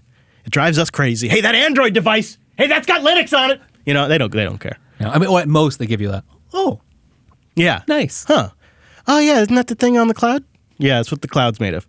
So I thought this time, let's just embrace it and let's give friends and family little trinkets and gadgets and gifts. Right. The gift to ourselves is we get to play with this stuff, and then the gift to them is some sort of working device that they don't have to know runs All right. Linux. This is a little cheesy. But when you're giving gifts to friends and family that you've known for a while, or acquaintances, you know, work people, whatevs, there is something about getting a custom-made gift. I know that sounds sort of cliche, but it is true. Like if somebody gave you something they made, I did a thing where I gave out, I've talked about this, I gave out Wi-Fi access points and picture frames one year. The family loved it. It really was like, it was a little kit I put together. Everything was all set up, the SSID, the WPA password, the photo frame, it was all good to go. Well, that's just it, right? I mean, most of the time the gifts are just something to show that you're thinking and have care for those people. And what's better than spending some time working on a project? Gonna wait for that plane. I want to make a mark at 34, like 15. Waiting for the plane still. That's a jet plane. Big one. That's a big one. We don't normally get those. Well, this really got kicked off into high gear when Michael wrote into the show. This is what happens when we start reading the feedback more, Wes. He wrote in and said, I recall back in episode 230 that Wes was setting up a NAS for his family. Well, fast forward, and now I've decided that in 2020, it's my goal to do the same thing.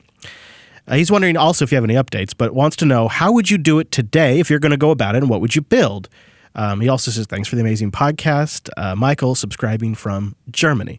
So he wants to know, if we were going to do the same thing, give the family or a gift of like a Linux box or something that solves a problem out of the box, what would our approach be today? And I think it's pretty different than it was a couple of years ago. I think a couple of years ago, I wouldn't have had nearly as many small board computer type projects. No. They use Raspberry Pis or the Pine 64. Right. I ended up deploying a NUC at my folks' house, kind of for that reason. But in those situations, it's several hundreds of dollars. And now this year, it's like, well, this is $35 to do this. This one's going to be $60 to do that. That's gift category right Exactly. So I am not doing this one, but I almost pulled this one off for my mom this year. It just didn't quite work out. I'm really going to recommend people consider giving the gift of network backups. And you can make it really easy. There is a piece of open source software that has saved my bacon a few times, and it's called Backup PC. It's a brilliant backup software that works over SSH and Samba and NFS and various other networking protocols. So you can support all operating systems. It's easy to deploy as a Docker image. It's a little challenging to deploy on your system itself, but you can. And I think Backup PC, even if it's just one or two computers and a USB hard drive plugged into a Pi, would be a fantastic gift. And if they already have a computer on the network that would be capable of this, you could load Backup PC on that for right them. there, yeah. And it's Backup PC gives you a nice web UI to back up and restore files. And one of the things it's really smart about is eliminating duplicate images by looking at the block. I don't actually recall how it does it, but I assume it hashes the files, looks at each, it does a hash for all the files, and then it compares the hashes. And when there's duplicate hashes, it sets up hard links instead of actually copying the file a bunch of times. And so you end up using a surprisingly little amount of disk space, having backed up so it's network almost servers as good as ZFS? Well, you could have it all stored on ZFS. And then one other's just I'm not doing, but I think you could do, and I almost did for my dad this year, Pi-hole. We talk about it a lot. Pi-hole is a black hole for internet advertisements. You throw it on a device, you set it up for the family members, you tweak their DHCP, and now on every device they own forever, they've got ad blocking. What I like about that is ad blocking's fairly easy if you know what you're doing, but that's not always where your family members are, right? So this is something you can put in place. They don't have to think about it. You should probably tell them about it, I suppose. Otherwise, you won't get credit. But after that, it just works. DM, you have a backup solution for people? Yeah, it's called Veeam Agent. They have Veeam Agent for Linux, Veeam Agent for Windows. It's not open source, but it's really good because you can back up the system, and then you can do bare metal restore. So if you can pretty much restore the whole system or restore a single file. That's nice. When you install the app, it lets you create like a recovery media, and it's really good for, especially for people that it's kind of like you back up everything and then you pick whatever you want to restore after. Right. Which most of the time people they don't know what they want until it's too late. and they don't know how valuable it is and how much they appreciate it until they need it. It really is a thing. And they also do. It also does deduplication on the backup level, so you also kind of like save a lot of space on the backups and stuff. So I've been using it on a large enterprise scale, but it's also free for home users and stuff like that. So it's not open source, but it's great. Veeam gets a +1 from me. I use it all the time in my network. Also worth an honorable mention in the Pi-hole category is the newer AdGuard Home, which you can also run on a Pi as well, which does much the same thing, but I find generally I prefer the interface to AdGuard. Yeah, I've been meaning to try that. That does look really good. That's a good mention. And I thought maybe there's still a chance I might do one of these, so I wanted to put them on this list. Wes and I have two particular projects we are doing for our family this year, which we'll tell you about. But I want to take a moment to talk about the obvious elephant in the room. It is so easy these days to build a tiny little retro arcade machine. It's so easy that you could even gift it in a tiny retro NES case. What? For $30, I have it linked in the show notes. You get an NES case built to hold the Raspberry Pi. Look at that handsome thing. You get a cooling fan. You get two USB Super Nintendo rip-off controllers that plug into the ports in the front that are USB. And we won't just mix and match why that controller doesn't make sense with the case, but that's fine. If somebody were to open this and you tell them, it does HDMI out, you can plug it into your current TV and play all your old favorite games, they would love this little thing. I mean, it is adorable. Right, great for kids or just old farts who still love video games. I'm going on a holiday shopping trip with my dad. I do it every year, and I always try to drop a few hints to see like what he bites on, and this is definitely on the possibilities list because it's just the presentation of the whole thing, where it's in a retro Nintendo case, and you can load it with something called, I'm going to say Laka? Yeah, I think Laka. L-A-K-K-A. Laka. It's a DIY open source retro gaming console distro that you can flash on a device, or you can load on even on an x86 machine, and it's got a sort of a PlayStation inspired UI. So if you like the PS3 UI style and the PS4, oh nice, it's a little more PS3, PS2, but it's nice. It's a classic side scrolling UI. Something very easy. Looks really good, and of course, Cheese, you love RetroArch. Yeah, RetroArch is fantastic, and you can extend that, which is basically what Laka uses on the back end, but you can extend that to all of the consoles that are out there right now. Apparently, even supports iOS and Apple TV. So if you're really into retro gaming, that's probably a great solution for you as well to look at. Maybe, although you built me a little Odroid Go Game Boy-like thing that is also one of those like perfect kind of gifts at the holidays. Tell me a little bit about this, because I've got it in my hands right now, and it looks slick. It's got a transparent case, so you can see the board in there, and you can see the battery, which is super cool, and it's shaped like a old Game Boy. Yeah, so the Odroid Go is very similar to Adafruit's Pi Girl, which it's kind of a Game Boy sort of handheld console, retro handheld console. But what differs from the Pi Girl and the Odroid Go, first off, Odroid makes single board computers as well, but this uses the ESP32 microcontroller instead of a Raspberry Pi. So you're going to get a lot more battery. You're going to get a lot more playtime out of it. It also has a header on top, so you can break out that header. I think they have, there you go. I think that header will allow you to expand it and do some other things. They have some attachments for it. I'm not sure exactly what great attachments are available for it right now. I think there's a microphone or something like that available for it.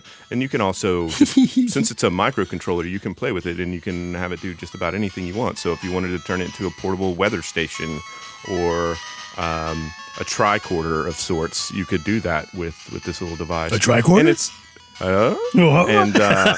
it's super simple, right? So instead of having to solder it all together, it comes as a kit and you can assemble it, but it's really easy to assemble, really easy to put together. So it's something that you could hand your kid and say, hey, put this together, build something, and they would have this, sense of accomplishment once they put it together and fired it up and got their first games going on it. Yeah, sure. I love it. It's one of my favorite little things, and I love also just showing it to my kids and be like, here, this is what video games was like when I was your age. I do one of those moves with it. Isn't it great? Which is extremely satisfying because I can be like, see if you can beat that, kid. It's a really nice little gift, and I think anybody, new or old gamer, would be very, very happy with this thing. So we have links to this stuff, the Odroid Go and the kit in the show notes. You got to check that out. But I love some of the ideas that came in from the audience. Dennis sent me an idea. He says when you have a Raspberry Pi around a 3B plus somewhere level or better, you have endless options. You have all kinds of things you can do. He built, and we'll have a link to this to check this out in the show notes, a beautiful wood case around this thing. Look at that. I mean, I don't know if he hand built this or if he assembled it from various parts or what he did, but he put an LCD screen inside a maple stained case. It's a gorgeous little computer right there. Just got a little wireless keyboard and mouse connected. Mm-hmm. That's all you need. Mm-hmm. And he can put it in photo frame mode if he wants when he's not using it. So he's also got a little photo frame there. That's so slick. It's a great idea. So you can get a little inspiration by checking out the pictures there. But it's also worth mentioning you could set somebody up a Kodi Jellyfin setup on a Raspberry Pi and give it to him and say, here, plug this into your television. This is set up now to connect to my Jellyfin library. Yeah, I had that set up with MB for a while, but I'm going to try it out with Jellyfin, I think, over this holidays. And I just like that it makes it easy to share anything I'm watching with my family. And they don't have to learn any sort of new interface. They've been using Kodi before. So once the database backend's plugged right in, and you can do the same thing with Plex, yep, they just keep on going and magically new content appears. Yeah, it's nice to see. And I figures that it would exist, but it's nice to see a Jellyfin plugin for Kodi, or Jellyfin app in Kodi. So you can keep using the Kodi player and all of that, but you can get that Jellyfin database. What a great way to share family movies, too, even if it's just for that kind of stuff. So that's an obvious one. But Wes, you're going like a whole other level with this one. For this year, you're building essentially Sonos in a box, but it's not Sonos speakers.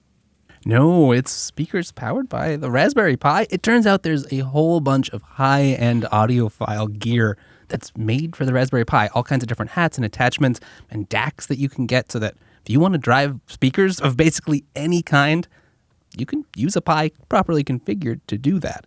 And there's a whole bunch, almost too many options for Linux of synchronizing audio to multiple devices. So if you can marry those two things, I think you're set. I haven't decided quite on the stack. I want a new one I saw was strobe audio, which if people remember from the Coder Radio days, I'm a lover of things hipsters like Elm and Elixir, and both of those technologies are in strobe. But there's also an old favorite Snapcast, which will do the same sort of thing. Okay. I really think strobe audio is worth a go. It looks really solid. And the thing that this does, that I think is worth just wrapping your noodle around for a second, is it allows you to get synchronized audio from any speaker. You got some old computer speakers sitting around, or you've got great home entertainment speakers. You've got a whole range of options, which means you can fill audio in anywhere in your home. Like everybody probably has an old computer speaker somewhere, and you want just a little bit of mid somewhere, just add it to that. So strobe audio, amongst the others, looks like a great option to handle all of that math over the network. Make sure everybody's talking the same lingo at the same time. Right. I mean, Sonos and similar products are definitely out there, but not only are they expensive, they have their own way of operating, and I just don't think that that's right for the people in my life and the people that they know, and something that can integrate with their existing systems and maybe even just take input from, say, a CD player. That's going to be a lot more flexible. I like this a lot because I was gifted an old set of theater speakers by my dad when he upgraded to like a Sonos soundbar or something. Of course. He's like, here, you want all these old speakers? And I'm like, Dad, these are great speakers. But he doesn't want to deal with all the hassle of wiring them all up. This I could easily use, especially with some of these DACs you linked. That's really cool. So strobe audio on a Raspberry Pi and then audio out. See, what I was thinking you could do is just a really simple, cheap, just USB sound card. It doesn't have to be, you don't even have to go fancy DAC unless you're really aiming at high-end speakers. But you're right, yeah, especially for things you just want something in the bathroom or a kitchen device while you're cooking. I mean, like 70% of what I would use this would be podcasts. I want to walk around everywhere and hear the podcast. So, okay, here's another project. I didn't include it in the doc. I'd like to extend some Wi-Fi from the main house that my folks have down to their sheds. Yeah. And then if I could get this going too, right? You could have same music, both places. Yeah. Sonos, but not quite. I like that. All right, so here's what I'm doing. This is kind of on theme for me in the last year, and especially now that Alex is the devil on my shoulder. I'm giving the gift of self-hosted automation for Christmas. I'm not sure how I feel about that. Why? I thought you'd love the idea. I've just got this picture of a little me in your shoulder. Oh, that part. Yeah, I know. Tell me about it, right? Hey, Chris, buy this. No, I thought, you know what? I've got 2 Raspberry Pi 3s. And I'm going to put Hass.io on those suckers, which we talk more about in self-hosted. So check out selfhosted.show. And I'm going to buy it with a Casa Smart Plug because Home Assistant has a built-in integration to work over the LAN with the Casa Smart Plugs, which are made by TP-Link. And like a 1-pack is, I think, $20. You can get it, or something like that. You can get a 2-pack for $35. I can handle that. Oh, we should talk. We should talk. We should get you a better plug than that. I know, but see, this isn't for me. This is for the family. So I can get them this as a built-in integration, and I'm going to give them the gift of an automated smart tree because once you make we just people want something that's running Tasmotor. That's what we want. I know. If you want to send me a plug to use, you got a couple of weeks. Okay, I can do that. But others, I'm going to link the TP link in there. It's all explained in self-hosted. But I think automating the Christmas tree is a great way to make it click for people. And I'm just going to set it up for the smart plug to just have a sunrise sunset automation. So it's an hour before sunset, turn the tree on. All right, I'm stealing this because it's also great for like outside lights that you don't have to go out in the cold and Absolutely.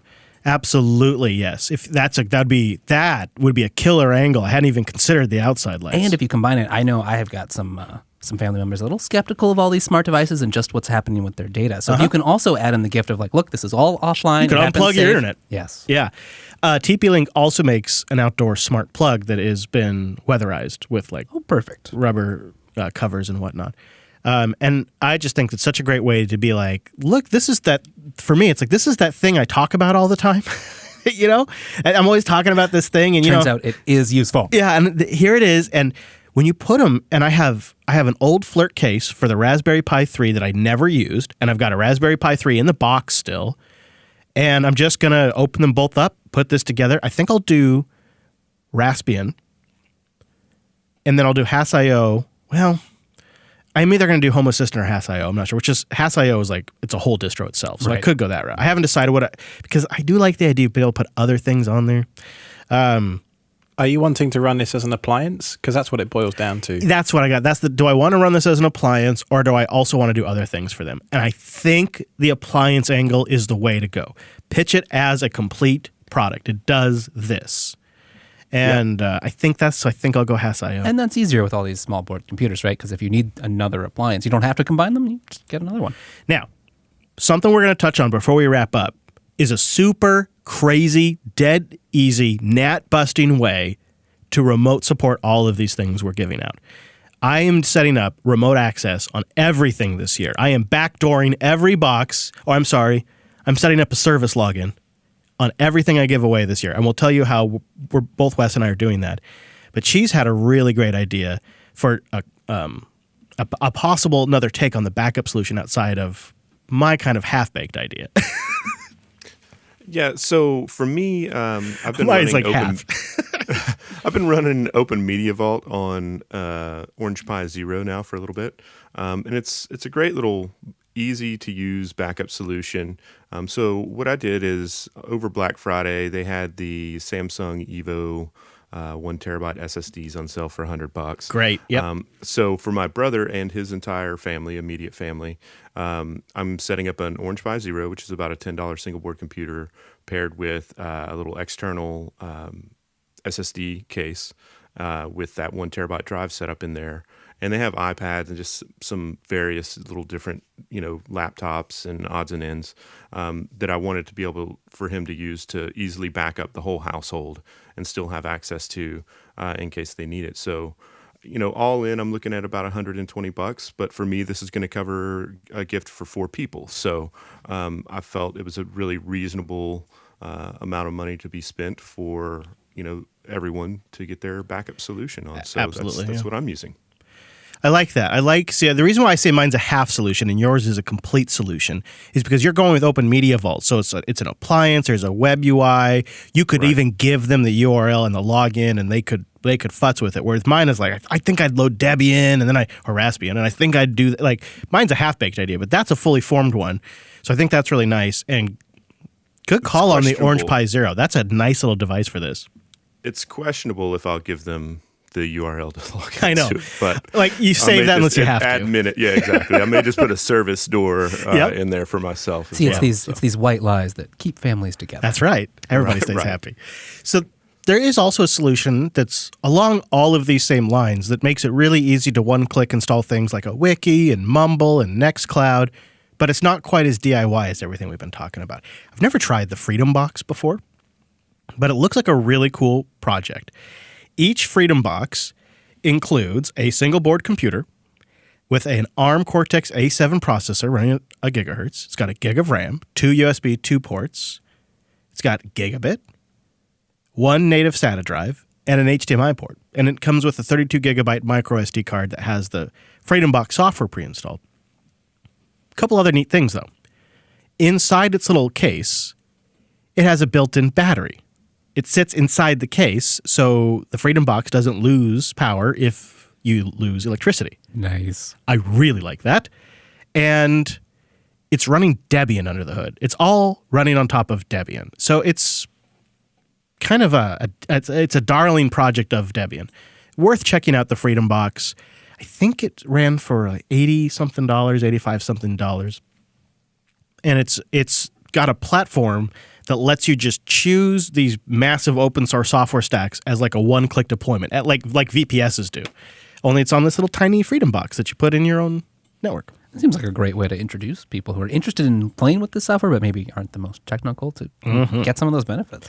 All right, so let's talk about giving the gift of remote support with SSH. This is something you and I decided to do just for our own convenience, and it's working out really well, so we thought we'd share it with the audience. We may have mentioned it maybe even one episode before, but Wes and I love these self-healing reverse SSH tunnels that you set up using systemd. Oh yeah, it's so easy. And it's great because systemd is aware of your network state and all of these things that make it an ideal way to keep a persistent reverse connection. We'll have a link in the show notes. In short, you create a systemd unit file. It just sort of spells out how to do this SSH connection using the right command line flags and the right user information. And then you enable it and start it. And then there is a persistent, always on SSH connection to whatever you tell it to. And in my case, it's a VPS. Right. You will need some sort of publicly accessible Bastion host out there to make this work really well. But I mean, come on. A lot of us already have one of these running somewhere. Yeah. You could also get by with something forwarded on your own network if you needed to. Yeah, if you have a public IP and you want to open the port, you could even have it connect back to an SSH. You could have it connect back to a DNS address. I've hard-coded an IP, and no, actually, I did use DNS. So yeah, even if my IP changes, it's fine. If you have dynamic DNS, you'd be fine. And the idea here is really you're just going to forward the port of your local SSH connection up onto that easily accessible server. And then you can use SSH's great support for jump hosts to just immediately jump right on through the Bastion and get to whatever system you need, no matter how many levels of NAT are involved. Okay, all right. We got to explain this just a little bit more because this is such a freaking cool thing that SSH does that it's worth just everybody understanding what a jump host is. Right. So you used to be able to do this in all kinds of ways, including super hacky ones involving Netcat. But these days with modern SSH, the proxy jump feature is baked right in. And so you can just tell, you tell SSH, hey, I want to go to this host. But you can tell it needs a jump host. So it'll first establish a connection to the jump host. And then on that box, using its DNS settings, whatever you need, it'll then go make the request to the host that you actually want to get to. So you can chain this. You can go many levels deep if you want to. But 2 is usually enough. Yeah. My SSH config file is maybe 100 lines long because I just chain multiple boxes together. So I use proxy jump every day, and it's wonderful. You can also specify non-standard ports, users, all that kind of stuff in there. So, the SSH config file is probably one of the most important, second probably only to my SSH keys on my systems. Right. And that way, when the person you're supporting gives you a call and says, hey, this isn't working, you don't have to worry about it. You can just type SSH, whatever name you've given it. Yep. And you're in. And what I've done is I've made little notes to myself. So this computer is this jump address. This computer is this jump address. And when they say, hey, I need help, I'll just open up that text document, highlight, paste it in my terminal, and go. And I'll be on their system. Because I already set up the keys and everything. So I really, really strongly recommend either for yourself, if you need to get access to your machine that's like even my RV machines, which are behind double carrier grade NATs, Bob's your uncle, man. Works just fine. Richard is indeed my uncle. Now, we'll have links to that. We'll have links to explain the jump host. I've mentioned the links a lot, so I realize I've been throwing that out there a ton this episode. And I haven't said where you get those. And I apologize. It's just an old habit. You go to linuxunplugged.com/330, and we'll have all of that stuff there, so you can get there. Man, all of this really started because Michael sent in an email. So thank you, Michael. We would like more of that. If you're doing any of these or have similar projects in the works or know of some great open source software we should be using to facilitate gift ideas, linuxunplugged.com/contact. Yeah. There's a lot of fun stuff out there. And if you're just even making it a project for yourself, I think it's worth checking out some of that stuff. We had something sort of amazing happen in the community that they didn't even know it happened.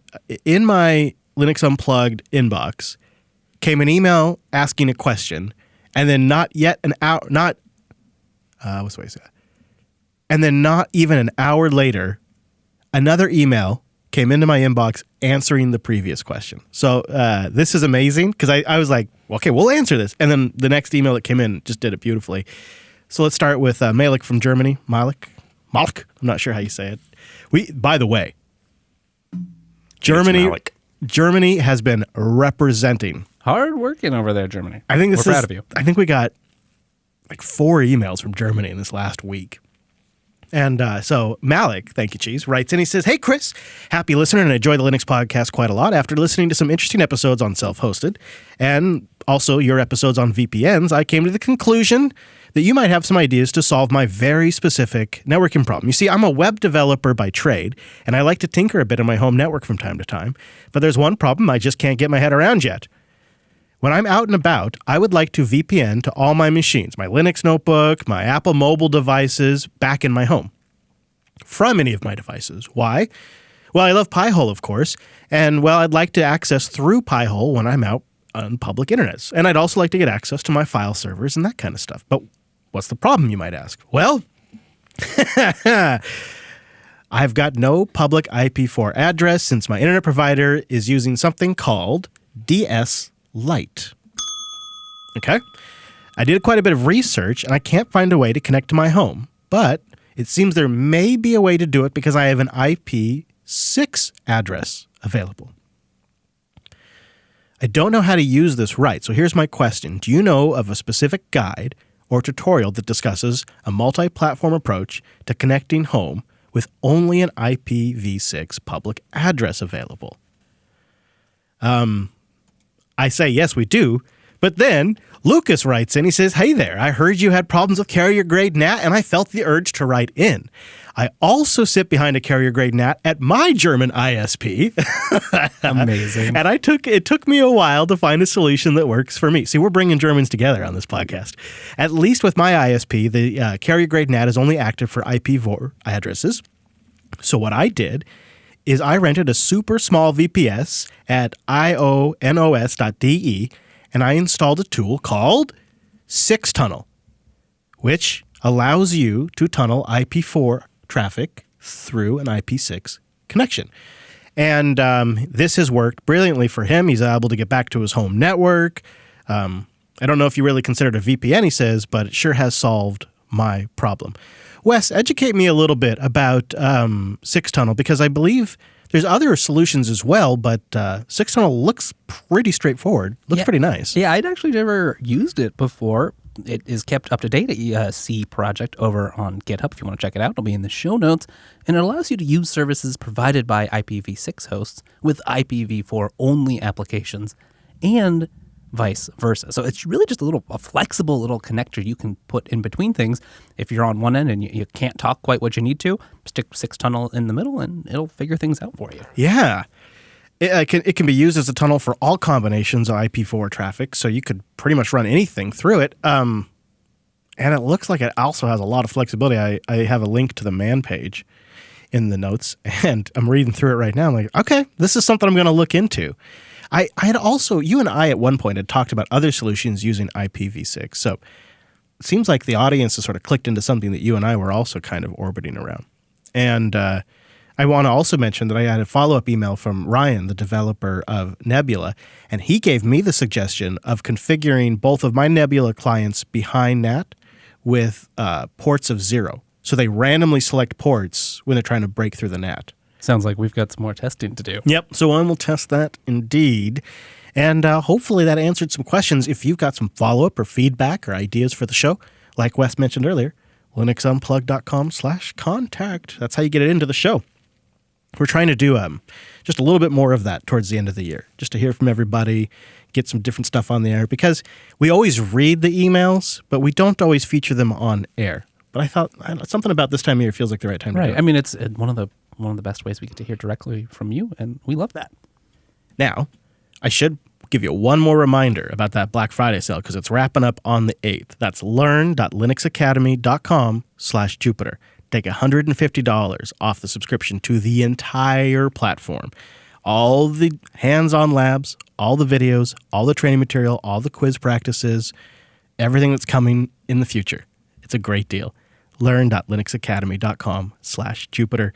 It's wrapping up, so I want to make sure that you take advantage of it, because every single time we hear people say, "Oh, I missed it. Can I do it again?" This is the only time of year it happens, so do go take advantage of that. Also, check out User Error. Dan wasn't able to make it on because of internet connections, but error.show, so good. User Error, one of my favorite podcasts of all time. Go check it out. And if there's one of our podcasts to share with your friends and family over this upcoming holidays, it's User Error, for sure. It is. It's the one I listen to with the lady, and she loves it. It makes me laugh every time. TechSnap.systems for more West Payne with Jim Salter, talking about things over there. And check out Alex and I on Self-Hosted, selfhosted.show. New episode is coming out this week, and it's packed. It's packed. And don't forget about my Friday stream. I don't know if it's a good idea or not, and I need you to go to that get-together thing so I know if I should even bother. I know, I'm very needy. We listen to you. But I thought this would be a good thing. Distros and drinks. What could go wrong? Anyways, see you back here next Tuesday!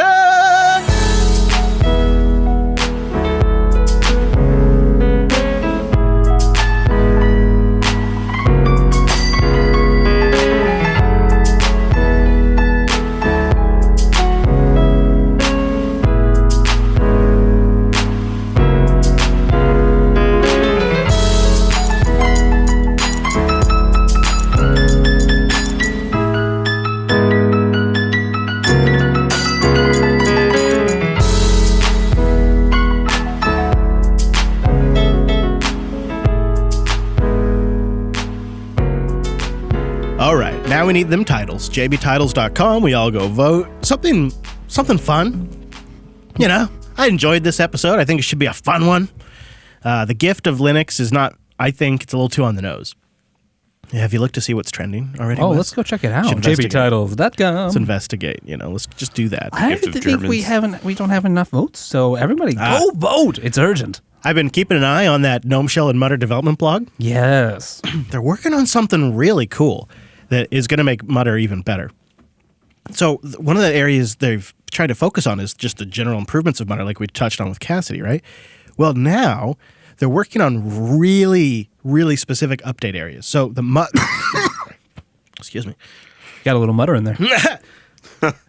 So that Mutter only has to update small little bits of the screen. Much quicker, less work, less overhead.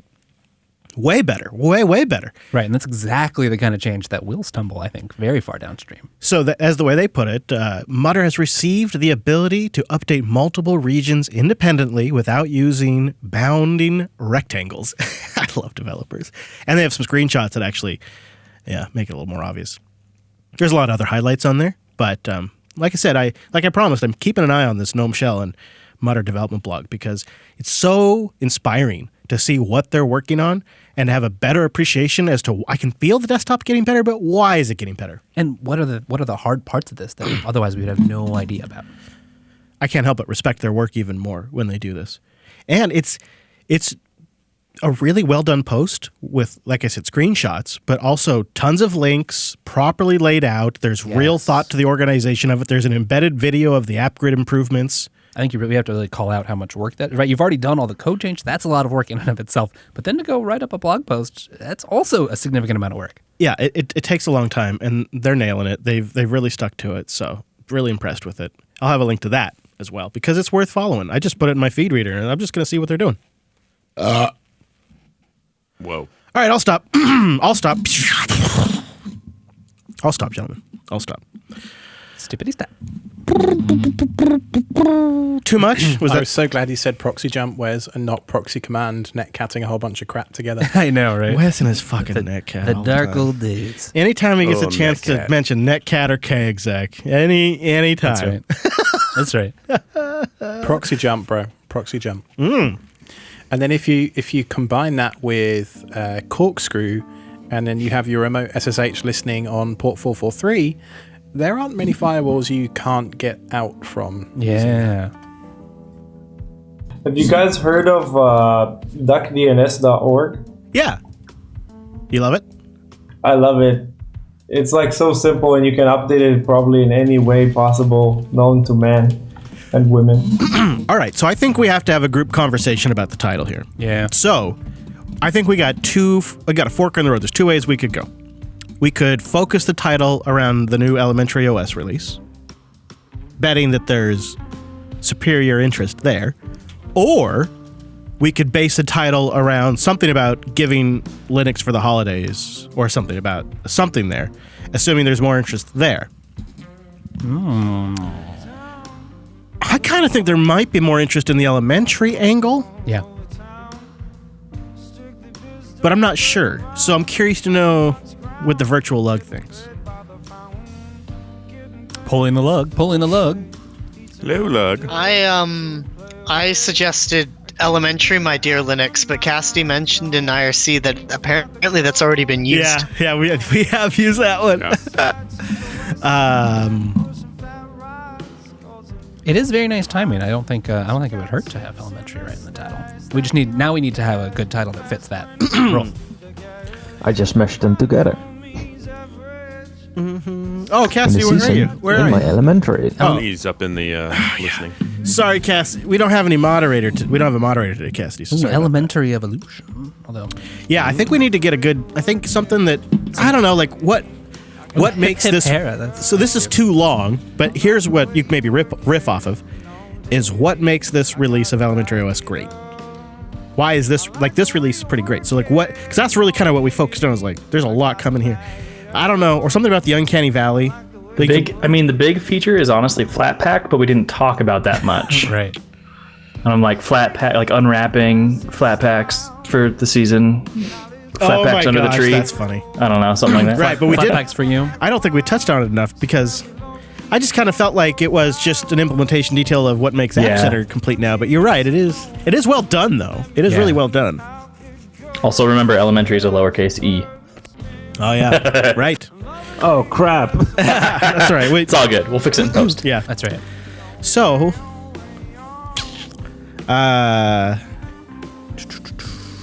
elementary under the tree.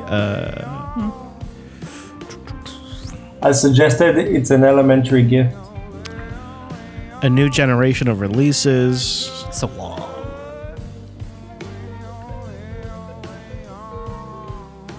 The new bar has been set.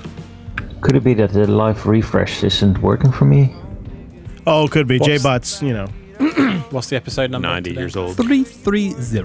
If it's after 1 p.m. Pacific time, he's usually drunk. So. What is this build-in? The J-Bot. Ruby. Sellotape and string. Yeah. That's all they had when they was written. Yeah. Interesting. You can build anything with duct tape. Ask Mythbusters. I mean, if I knew exactly what it does, maybe I can rebuild it. Yeah, you probably could. Yeah, you probably could be. Boy, there is a GitHub project for it. I think on our Jupiter Broadcasting GitHub page. So that might be a good place to start. Or just search for JBot on GitHub. It's like, it's more than just the titles. It's also, we use it for a few other things, and we have a few commands, and it brings tweets in from our hosts, and it tells you the next live show and the calendar. It reads our calendar feed and stuff like that. I'll look it up. I'll try to see what it does exactly. Will you pull in Mario too up there in the join? So yeah, we need ourselves a title.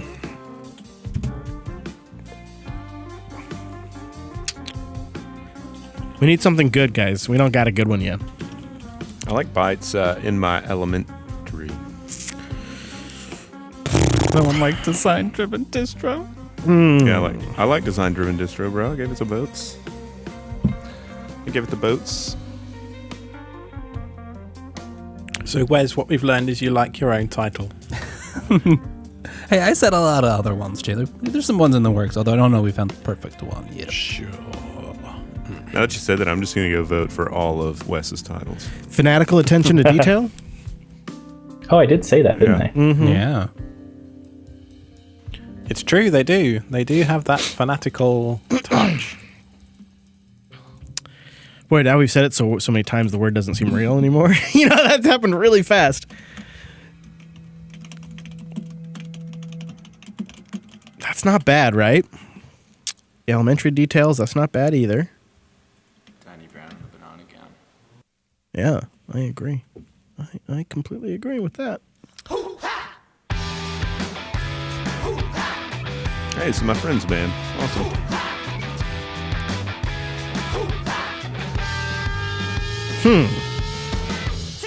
Ah, there you go. It's on Rikai's GitHub. That description of the JBot is awesome. I thought we put it on the JB GitHub. I thought we put the final. Oh, maybe. Wow, it's been updated. I think 3 years ago. There might be a newer. Well, there's several forks of it as well, but there might be a newer version on our GitHub, but I don't know for sure. Yeah, I'll take a look. Unfortunately, it doesn't look like there's something that says exactly what it does. So, yeah, but I'll play around. That'd be an idea. The documentation's the source code. Probably the voting is probably the easiest part of everything, of like the whole. Yeah, and that's probably the core thing we use. Although my favorite feature is you can do bang next and you get the next live show, and you can do bang mumble and you get a PM with the mumble server, which I think is really good. You can give people bacon, so that's pretty important. That's bacon true. Bacon is important, yeah. Yeah. What? That's making me hungry though. It's scarce here in my side of the world. Yeah. Ruby. Well, we're swimming in it over here. Well, one feature request I can already give is that it gives a cookie that you voted, because we've had already someone switch IPs just to upvote something into oblivion. Yeah. Yeah. It needs to be done harder. We'll just use the Mumble system, so you have to present your Mumble certificate, and then we'll use... Oh, yeah, that's great. Oh, God, no. Oh, God, no. Why is nobody voting anymore? It seems like I don't even reinstall my OS or anything, but every time I try to log in, it seems to know my cert and hate me. Hey, Jeezy, what's the name we're listening to? IRC wants Purple, to know. and the song is Minivan. Yep. Texas band. Straight out of Texas. Lots of good music from that giant stage. Yeah, they're good people, man.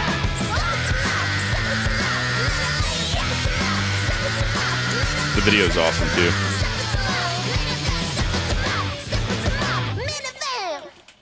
There you go. And then, of course, my favorite. It's actually my friend's minivan. They paid him $500 for it, and then they beat the shit out of it. That's awesome. When I lived in LA, we had a friend that was traveling, and he went to all these like festivals. So my wife painted his entire van with like all kinds of cool stuff. That's awesome.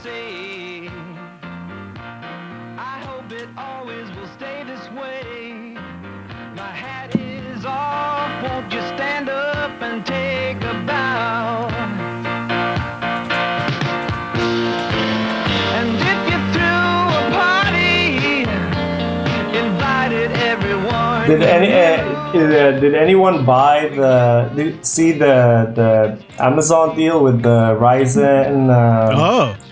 I snagged that. The Ryzen 7 3800X and the I think it was like Gigabyte or MSI motherboard and an SSD. Oh, that's cool. The best deal I saw was, and a few places had this, was they had the 1 terabyte PlayStation 4 with controllers and like 4 games. Oh, yeah. For like $299 or something. Yeah, that's a really good deal. Yeah, wow. I mean, but it's kind of like getting end of life soon, no? I just would never have time. I would think so, yeah. I can't even play the Switch games that I've got, so I didn't do it. You didn't even talk about Stadia. Did you get your stuff? Oh yeah, I did in the pre-show last week, just really quick. Week, yeah. I haven't had a lot of time to play it, so I've only done a little first impressions here and there. How good / bad is it? On a Comcast connection, which isn't going to be the world's best, but is decent. It plays fine. There's definitely some encoding that I see from time to time, but when I'm in the heat of battle, I don't notice it. Right. So you trade. It's a little fuzzy. I'd say the picture isn't as crisp. It's like a quick encode that they're doing, and so you trade a little bit of picture crispness, but at the same time, I'd say they have like everything turned up to like high detail and not ultra, but like decent detail, and maybe even slightly better than what I could maybe get on the same video card with those games. So you trade a little bit of clarity for slightly higher graphic effects and a little bit of encoding, blockiness, but it's minimal. It's not distracting. Like, I've never been in the middle of a battle and been distracted by it. But when I'm spinning around a room in a first-person shooter, like if I'm just doing like a quick pan, I see blur. Like it. How much are you using it? For what I've Not much. seen with videos I've seen online with how they encode it, it looks like they have a pixel with 4 subpixels around it, and those subpixels merge with other pixels, so you get a reasonably clear image, but it creates an easy encoding type for what I could see. It's not like real 4K or whatever. It's like encoded and then decoded to give you like a better video that resembles 4K or whatever it is. Yeah, that is true. I kind of think Tis the SSH session is really good too. That's pretty decent. So that's something to consider. I wanted to fit self-healing in there. Selfie. Oh yeah. 590. I wanted to fit. That's nice. Yeah, that would be good. But I think Tis the SSH session. That's pretty clever. That's cute. I feel like it's either got to be fanatical attention to detail. I know that's mine. Design-driven distro's not bad, but I feel like it's sort of just like putting elementary OS in the title. Like, it's sort of like obvious what we're talking about, because what other distro do you describe like that anymore? It's always You just elementary made OS. Wes cry, bro. I was already crying. It's fine. That's the brand now. So, and rightfully earned. I'm very impressed by 5.1. Oh, yeah. It's really nice, and I use GNOME boxes to spin it up since the beginning of the show, and it's really neat. This is the go-to distro you recommend. I would be people. interested in having Dylan do a review. That would be good. Ooh. Yeah. Well, he's going to be using 5.1 after Christmas, so. Yep.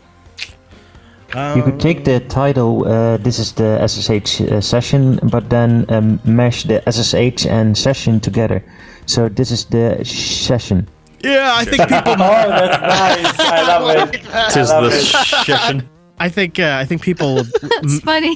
I think people would like that. because All you right, get go more submit it and vote it. We'll see. Yeah. We have We'll a see. system. Go submit. Make it like suggest. it's the SSH season or something. Like mix it with, instead of session, that's season. it. Yeah. Suggest it and vote. We'll see what happens. Just a reminder for those of you that are joining us now, if you're coming for the 2 o'clock show, we start 2 hours earlier now at 12 p.m. Pacific. Yeah, sorry for the old switcheroo. So you're coming in here on the post show, but we are glad you made it. Yeah, I'm a little bit late. Better late than never, as they say. True. I've heard people say that before, Wes. So that's a legitimate thing people say. Purism is saying that. Oh my god. Oh my god, that was Too soon. savage. That was absolutely savage. Burn. Yep. Hey, they shipped though now, so at least they can say they shipped. Yeah. They did do it. It's in there. That's it's true. in there. Yeah. We have so many I links want to them show. to succeed, man. No kidding, right? The more that they, the more it. devices like that succeed, the better we'll all be. No kidding. And also, I really think it could damage the idea if they don't pull it off. Yeah, that's I what I agree. feel like. If they kind of tarnish the name of open source and Yep. like the crowdfunding, so many people are gonna be burned. They will never crowdfund another campaign like that That's again. what I'm worried about right there. Is it'll become a joke. Yep. Yeah, but I think the problem that I have is all the lying and stuff. It's not really the phone itself. Exactly. Yeah. Yeah, that's the embarrassing part. It's we shipped it, and then when people ask, oh, nobody got it, then don't say you shipped it. Like, what's the point in people are gonna find out? Like, we're not idiots. I know, and it's so obvious that now they have actually shipped because there's so many people posting about it, and it's just like we said it would be. It's like they immediately went to the forums, they immediately went to Reddit, they went to their blogs, they're on YouTube. It's that kind of group is very passionate, so of course they're going to talk about it as soon as they get it. And it seems like a lot of people they give the phone to in the beginning are people that are just excited to have that kind of stuff instead of. I wonder how hand selected. Right. Yeah, you don't want people that are too they're gonna come and with the pitchforks, but you also want it to be authentic and real. Like you can say this doesn't work and this is why, and we're working on improving it and stuff like that. But it's a balance. Plain lying is really bad. The thing is the Linux community is very forgiving. So even if they were straight up honest, everyone would. Right. Yeah, and they're smart enough to know it's a hard job too. Right. No one thinks this is easy. Have you ever heard of Five Guys being sold out of bacon and cheese? No. I'm looking at Five Guys on Uber Eats. What? And bacon and cheese are listed as sold out. What? Yeah. Wait, so like you can't. I'm right here, you bro. can get a cheeseburger, but no cheese. but you can't. You can't add extra cheese because they have the cheese listed. I'll show you. Look at this. So I'm looking at the little cheeseburger here, and I want to add cheese. Sold out. And then look at this, Wes. If I go over and say, okay, well, I'll just get a little bacon cheeseburger with extra cheese. Bacon burger, sold out. Bacon cheeseburger, sold out. But they sell burgers you can add bacon to. Something's going on. I wonder if it's because they have free delivery right now. So they just lock stuff down or something. I don't know. You talked wonder about what the interface Five is Guys like, and too. I want In-N-Out. I know. Now, the thing is, I haven't eaten all day. So now I'm like post-show hungry. Right. We fast for you. There's this local burger place in Iowa, and I'm in Denver now, but I grew up in Iowa, called Bebop's, and it is so good, and I crave it all the time now. It's like the only, I also have family that I miss in Iowa, but it's one of the only things I miss from Iowa. Right. But you miss going to Bebop's with them. Bebop's Yeah, it's so it's not even, it's just a burger. It's like a greasy fast food burger, but it's just so good. There's something magical about those little burger shops. Yeah. There's a burger shop Nice. that Thanks for the link. there's a burger shop here I've talked to the guys a lot about. But I've kind of been just not super into like a lot of red meat recently. And so I went back there and I got a burger that I always get, but I got it as chicken. Oh. Is this the one in Everett on the way to Seattle? No, it's up in it's up on the way to like Baker and I think I would love Bebop's. They have Sloppy Joe sliders. Why haven't we Oh my been there? gosh. I'm it's looking so at the good. photos on their website. Oh, you're making me so hungry. so good. Well, I tried my live first in sous back vide for Christmas, burger so I'll get it the other soon. week. A sous vide burger. How'd Yeah, that turn out? It was incredible. Really? Yeah. Yeah, it sounds like it'd be good. So It did was you really- like it was finish really it in a thick, pan? and then just finished it in a pan. It's a good way to Got a go. little sear on it. Little mayo on the outside. Mayo has been my go-to searing method of late, and it hasn't failed me yet. That's one device I was going to pick up on Black Friday, but my wife insisted we get an air fryer instead. Oh, did you find one? That's fun. Yeah. I saw Instant Air Pot had their fryers are version of the air fryer combo on sale. Yeah, she also got an Instant Pot. I did not get a sous vide. I tried my first Instant Pot stock making this Thanksgiving also, which I'm really? pleased to say was a smashing success. That does not surprise me. We use it for that a lot. Yeah. And I thought the Instant Pot would be stupid. I kind of just thought like, why would I ever use the frying function? What do you call that? The searing function? Oh yeah. Why would I ever use that when I have a gas stove? But it's actually great. It actually Heats up super fast. It does. It's really good. And that means you get all the all the nice flavors and bits right in whatever you're That's making. why you do it. Yeah, well, Amanda was like, doesn't Hadia use that in the RV to like cook all their meals and stuff? And I was like, yeah, I think so. And she's like, aren't we getting an RV? And I was like, yeah, I think so. It's like the number one So- kitchen product in the RV community. The full kitchen deprived RV community. So, Chris, I think we've got all variations of SSH season and session. Yeah, we really overloaded that one. Nice. Well, now everybody has to, God, look at that spread. Oh my gosh. All right, we've all got to focus in now because everybody's got a winner, but we need to, I think, just pick on the top three. Even though go with Bytes number one, man. Yeah, I like that one. I'm giving it a vote. tis I the haven't voted. SSH session, that is pretty clever. People seem to like that one. Session? It's like Sean Connery. Cheers the session. Where's our Sean Connery voice Merry model we Christmas. could use for the show? Merry Christmas. Here's the session. I think that's pretty good. All right. It's the final vote. This is the final vote music. Getting serious. It's getting very serious. I don't know, but that I was watching Skagit some Valley big Burgers show, is some like awesome, network dude. show, and they used some of the music, some of our music. It's crazy. That's crazy. I could go for one of them Skagit burgers. So yeah, that's what I got. I got it, but I got a chicken version of it, which something about the way they cooked it, like it still had some of that beautiful char that a burger. It was just really good. Wes, I was thinking about getting some chicken strips and shrimp. Would you like some? Ooh, sure. Now that we've been talking about food. Oh my gosh, what's happening? Did any of you do the Oktoberfest thing? I did. Did you get your shirt already? I did. Nice. That was quick. I'm still waiting for mine, and it's like en route somewhere in the, I don't know, in the middle of the ocean. You want to know how? I think they ship from the U.S. So if you're in the U.S., it gets to you a little faster. This is how you know I'm a certified fatso. When I type "very crispy," look what the iPhone auto suggests. Oh my gosh. Fries, please. It automatically auto suggests fries, please. God, it's so sad. That means I type that way too much. I Which like means using those suggestions as ways to infer things about yourself. And the only time I ever type that, of course, is when I'm ordering food. So that means I order way too much food. That's what that means. Damn it. Can't help it. I'm addicted to food, guys. Straight up addicted to food. Well, tried to all quit it and I humans just are got that. sick. Yeah. Everyone is addicted to food otherwise. Yeah. Yeah, I know. I know, I'm being silly. So it's the one addiction I can actually allow myself to have. Actually, I did fast all morning, so technically I did abstain. So I've got an Odroid Go in my shopping cart now. Oh yeah, good. Oh, nice. And I'm just debating whether it's worth the $15 in shipping for a $32 kit. Where are you that it costs so much? Just in the U.S., but I think they ship from Korea. It looks like You maybe. can also look at.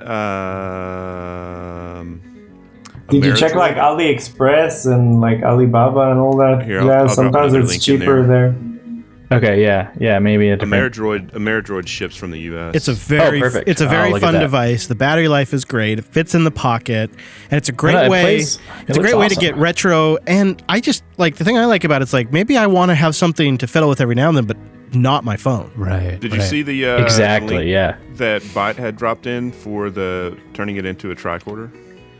No. Yeah, I saw that. Okay, I got to do I, that. I've pinged you also, Chris. Okay. All right, I'll go grab it. Right after it. Thank you. I'll drop it in the bottom of the chat. I think I think we're going with Byte's title. I think that's the winner. I think that's it. yeah. Yeah, He stole somebody else's title. I am turning it into a tricorder. I'm offended right now. Absolutely offended. I don't even. I don't even need the housing. I just forked it. The I open just source forked way, it. yeah. Yep. Yeah, it's the open source way. Nice. What's yours is mine. Mine is yours. All right. I think we're done. I think we're done. Are we done, guys? I think we're done. So I think that Friday thing's going to go horrible. I always think that though, but What's Friday thing? Just change your expectations. I'm doing a distros and drinks on Friday in the old Friday stream slot. I'm just going to go through setting up Plasma desktop defaults to make it a little more usable for humans. All right, so here's nice. success. Someone watches it. Kwin doesn't crash. And after that, I think you're good. Yeah, that's true. Someone watches. Just has to be one person, huh? All right, I could go with that. I have to say I love this new Unplugged hour. Good. It's really great for me. Good. Yeah, Cassidy, it's $35 through Ameridroid. Yeah, it's in my cart. It's going to be $41 with shipping, but it should arrive quicker if it's from the US. So I think I'm going to get it.